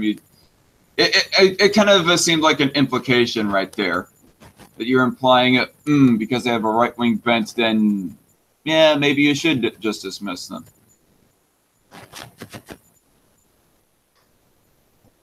I mean, a simple no would have sufficed. No, not necessarily, Zach.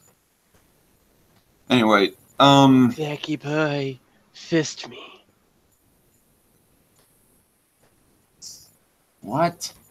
Fist me. Ham, put your mouth at the end of my barrel and start sucking. Hey, how about you talk into the mic? Is this any better? Hey, where's your cum rag? Oh wait a minute, you must be using it. I don't need one, Ham. No, he was talking to me, Brandon. But anyway. Yeah, I know.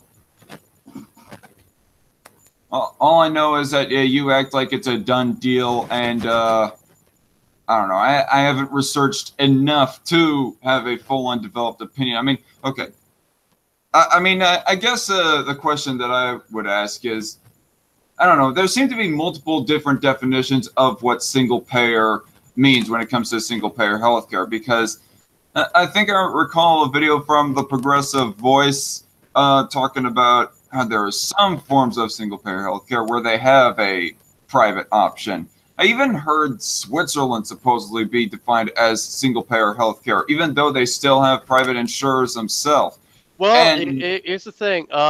Canada is technically a public option. but they're single payers. But the government, the single payer system, outcompetes private industry, the private insurance companies so much so badly that all the private insurance companies went out of business or they moved elsewhere because the single payer system is just so much cheaper and so much better. Well, that strikes odd to me. I mean, it sounds like going off of all this, it would sound like you would more along the lines want the reform of Medicare and Medicaid than anything to here in the U.S. to kind of get to that Canadian-esque healthcare system. If that's what it takes to get a single payer system here in America, why not? I mean, Medicare is extremely efficient with its funds. I mean, it's 92% of the money that it takes in goes to healthcare, where before Obamacare, the average insurance company, 50% of the money went to only about 50% of the money went to healthcare, and the rest of it went to profits and bonuses and big ass checks to the corporate elite. I mean, to the CEOs and top management. I cannot remember exactly how I asked the question, but I remember in my first ever interview with you, Ham, that I asked you, what does single-payer healthcare mean to you? And I asked something along the lines, does it mean a complete and utter confiscation of private insurance companies and put insuring power into the government? And I thought you said that, yeah, that was something along the lines of how you think of single-payer, or the type of single-payer. I mean, there's several different ways of doing it. You could you can have it where, the government completely takes over the hospitals and the doctors, and they just, go from there. I think that's the kind of system that they have in the UK. Or you could just have it where, the government completely takes over the role of the insurance company, where all they do is handle the money. And, I'd be fine with that kind of system. Or there is one where you have a private option and a public option. Does that fall under the definition of single payer as well, or am I mistaken? Well, that's a single payer system with a private option. Okay, well, I guess that's my problem with the whole single payer debate. Is that the term single payer healthcare seems ambiguous. I mean, we just put out like 3 different definitions there. One with the UK NHS style of healthcare. One where they just handle the insurance, but the hospitals are still private. And then one where there is both a public option and a private option. I mean, 3 different definitions there. I mean, it's not really all that different. It's still government pays for healthcare. You have a single payer for healthcare. I think in Switzerland they only help subsidize the costs. They don't completely pay for it. They use the word subsidize anyway for it. I mean, when somebody uses the word subsidize, that kind of implies to me that they don't completely pay the bill, but they only pay part of it at least. So, or maybe they do. It kind of tells me that. It kind of tells me that Switzerland is like somewhat closer to the United States than it is to the UK. And yet it's like also propped up as one of the models that we should go for healthcare by all leftists. Anyway, I think I'm beat on the whole subject of single payer. Yeah, the whole thing about single payer, America, I think, is the only modern nation on the planet that doesn't have a single payer system. We are a unique aberration in the world. Okay, actually, now that I think about it, there's something else that I want to talk about. the third definition of single payer that we brought up, where there's a public option and a private option. That seems to be roughly what I think of the United States. Like you have all the private options of, whatever health. I can't even name one off. Aetna. I think that's the health insurance that my company works with, and that I'm currently covered under right now. I'm not so sure. But anyway, you have options like Aetna, or you have the public option of Medicare and Medicaid. That sounds roughly like the third definition of single payer that we presented right there. Well, we don't have a single payer system. I mean, we kind of do for old people and military veterans, even though the VA doesn't work at all. But if we expanded Medicare to cover, everyone, and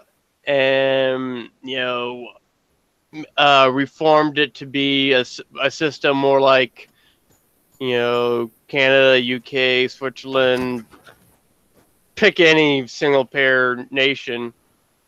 I mean, if you still want your fucking private option that you want to spend twice as much as you don't need to, I mean, you can have that freedom, but I would rather a system that pretty much that guarantees you healthcare. I mean, even if you can't pay for it. I think that if we were to have a somewhat of a single payer system, that we could stand to not pay for it for like the rich or the upper middle class.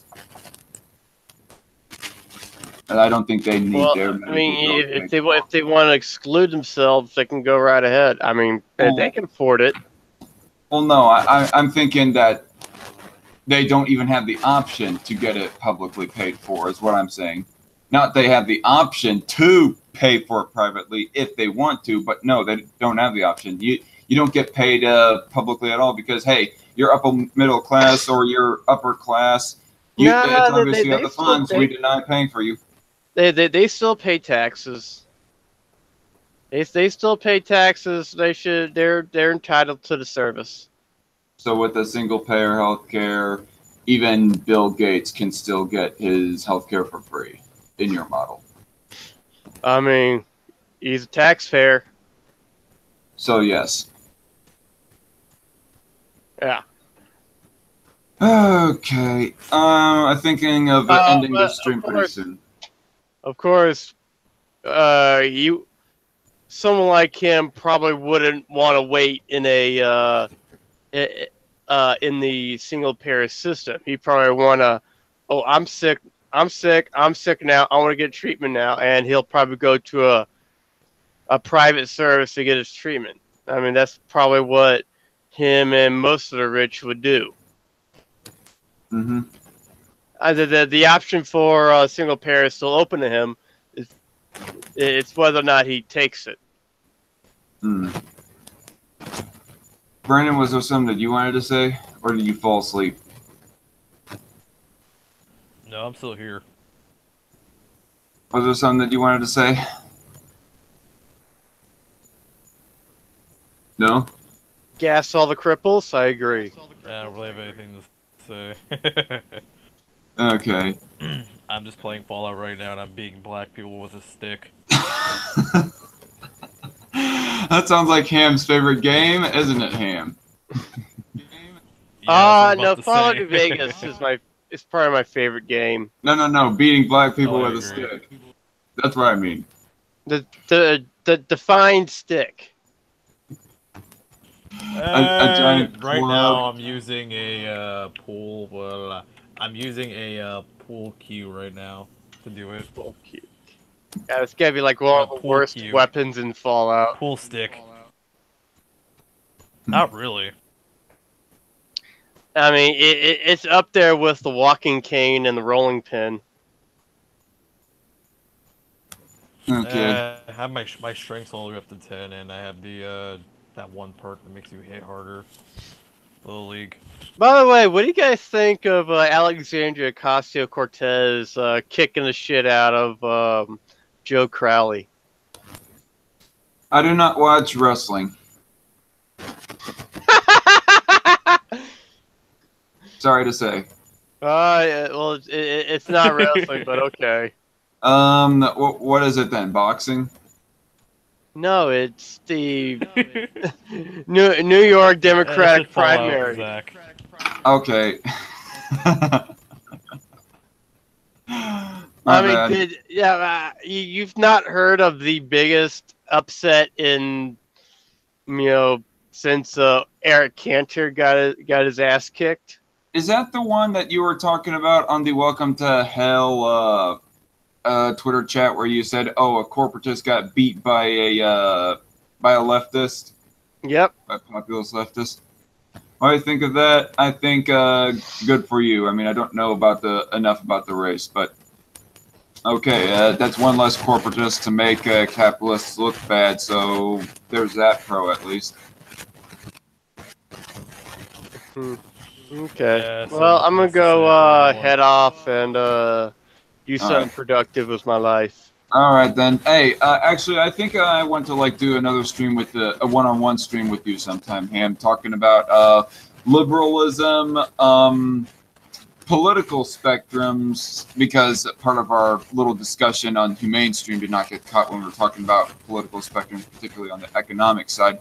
And what was the third one? Oh yeah, guns, gun terminology and whatnot. Gun terminology? AR-15. Yeah, AR-15s are assault rifles. They're not assault rifles. You have to. Okay, no. Okay, you have yeah. to actually modify the gun to make it an assault rifle, dude. No, you don't.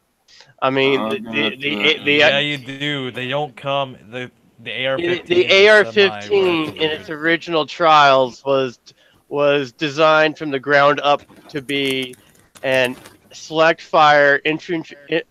The AR-15 was designed from the ground up to be a select fire box-fed infantry rifle that fires an intermediate cartridge. And we're gonna be here for another 30 minutes. Public?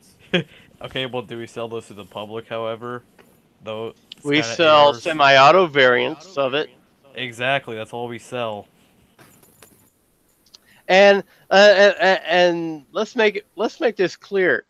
A full auto AR-15 is not an M4 and M16. That's just a U.S. military designation of their adopted AR-15. All right.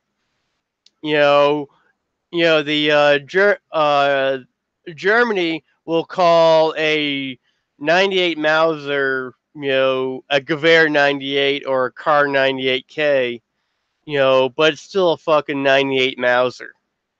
Hold up, I have a theory.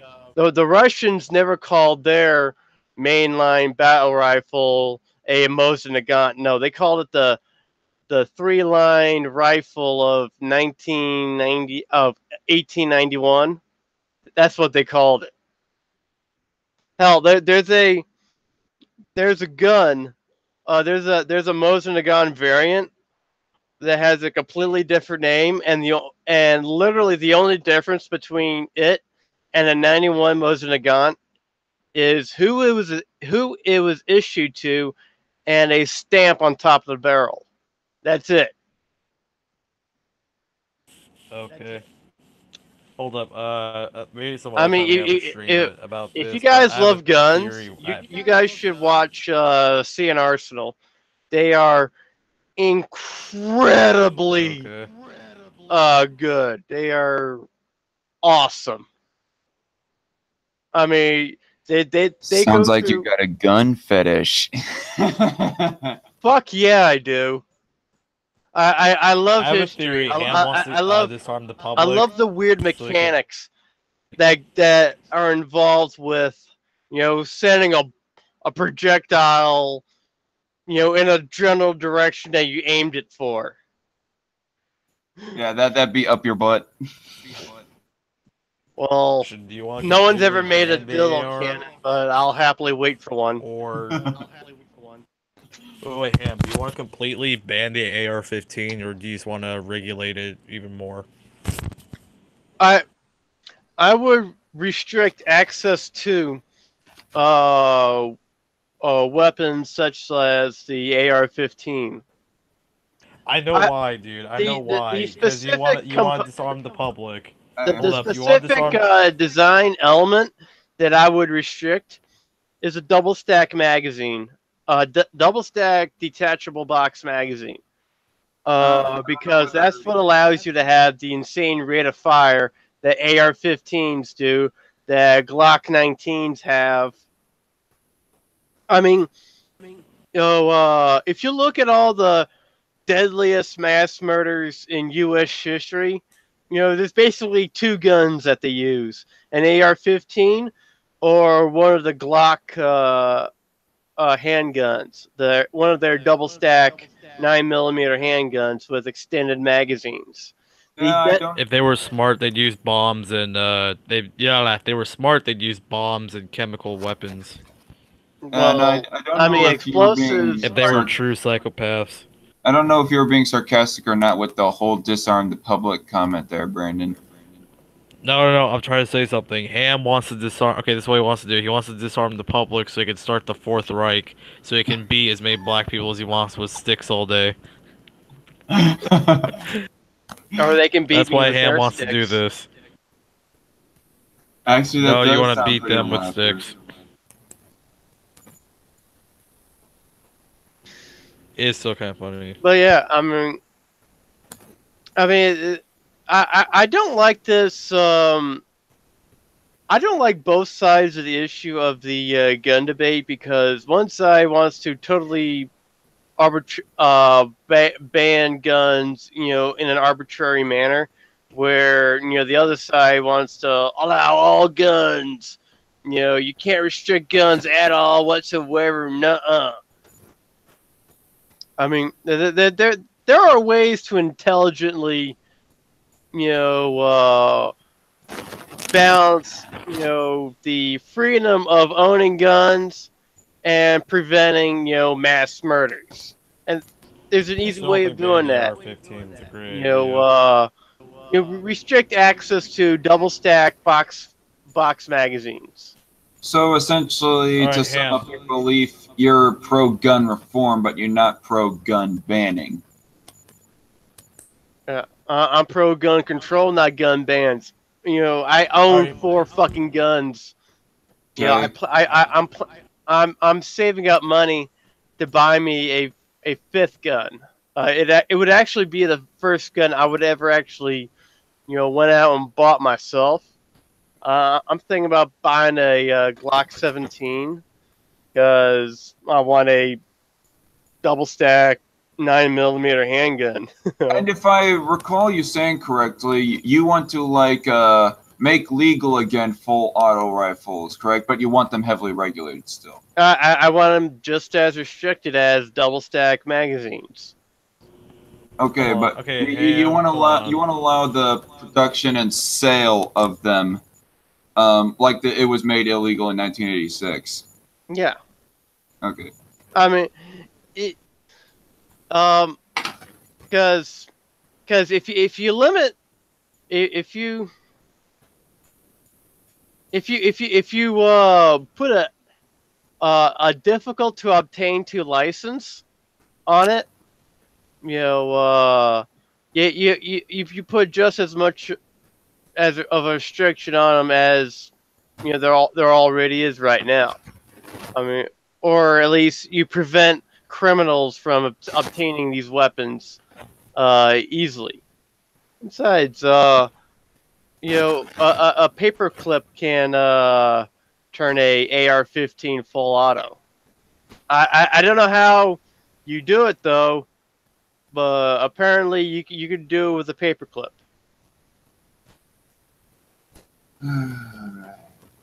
I think I'm ready to wrap up this stream. Don't know about you guys. All right. Yeah, I got things to do, places to see, people to kill, worlds to destroy. Talk to y'all well, later. here's the thing, Ham. If you start See you getting rid later, of Edgelord AR-15, Ham. people. God He's damn it. done. Okay, well, all right. Before you end the stream, what I was gonna say is, if you start getting rid of AR-15s, eventually they're gonna go after other rifles similar to the AR-15. Like they're gonna go after AK-47s, dude. Eventually, and it's one of my favorite guns. Dude, he's not for gun banning. I mean, I just asked him earlier that if he was like his position on full auto rifles. He wants to like undo the 1986 gun restrictions on full auto rifles. I mean, I think that would be the implication that he is not for banning AR-15s. I mean, he said multiple times that he's not for outright banning guns that we currently have. In fact, he wants to legalize the production and sale of current guns that were banned in the past. But he wants to make it ultimately harder to get them. Doesn't want to outright ban them, though, still. Aren't you required to have a Class 3 license, however, to get automatic? I'm not so sure about that. All I know is that the production and sale of the production of new full auto rifles is illegal. But I know for certain. Well, yeah. Anyway. All right then. I'm going to bed. I'm actually gonna go to bed. Yeah. All right. Stream if you want. See you later. Thanks for joining, Brandon. No problem. Good night. Good night. Alright, so I'm now all alone. So I'd like to thank Bearing for joining. I'd like to thank everybody for joining. There's so many people who joined, like both in the chat and on the stream. This was quite an active stream, I say. Like really much so. I'd like to thank everyone for participating both in stream and in chat. And as far as single payer goes, the reason why I would say that overall I'm against it is because the term single payer healthcare is too ambiguous. Because earlier right there in our little discussion on single payer healthcare, we provided like 3 different definitions of single payer healthcare. One of them is a complete takeover of the health sector by the government, you know, have a UK NHS type of system of healthcare, which I am all against, just completely outright against. I'm not for confiscating people's private property, that being their privately owned hospitals in the case of a privately practicing doctor. The second definition we provided was government just takes over the insurance part of the health industry. But hospitals and ERs, they're all still private, though. Still privately ran. Which I am less antsy about, but still not quite for. And then the third thing was there is a public option and a private option. Which kind of sounds roughly like what we already have here in the United States. And the way that I think of that, getting those 3 definitions in mind, and if they all really do fall under the term of single payer, then by that definition, by the third definition, the United States is already a single payer healthcare system. So that kind of strikes odd to me. But yet, yeah, I hear all these leftists saying we need a single payer healthcare system, but don't we already have it according to the third definition of single payer healthcare that we provided in this stream? But anyway. The term is too ambiguous, and I don't think that the debate is done, no matter how much Ham wants to act all objective about the whole healthcare debate, or any other subject that he wants to talk about. But again, thanks, Bearing, for joining. If you'll ever be listening back on this stream, and as to everybody who is watching, I am the Dark Conservatarian. Thank you all for joining. See you in the next video, and God bless you all.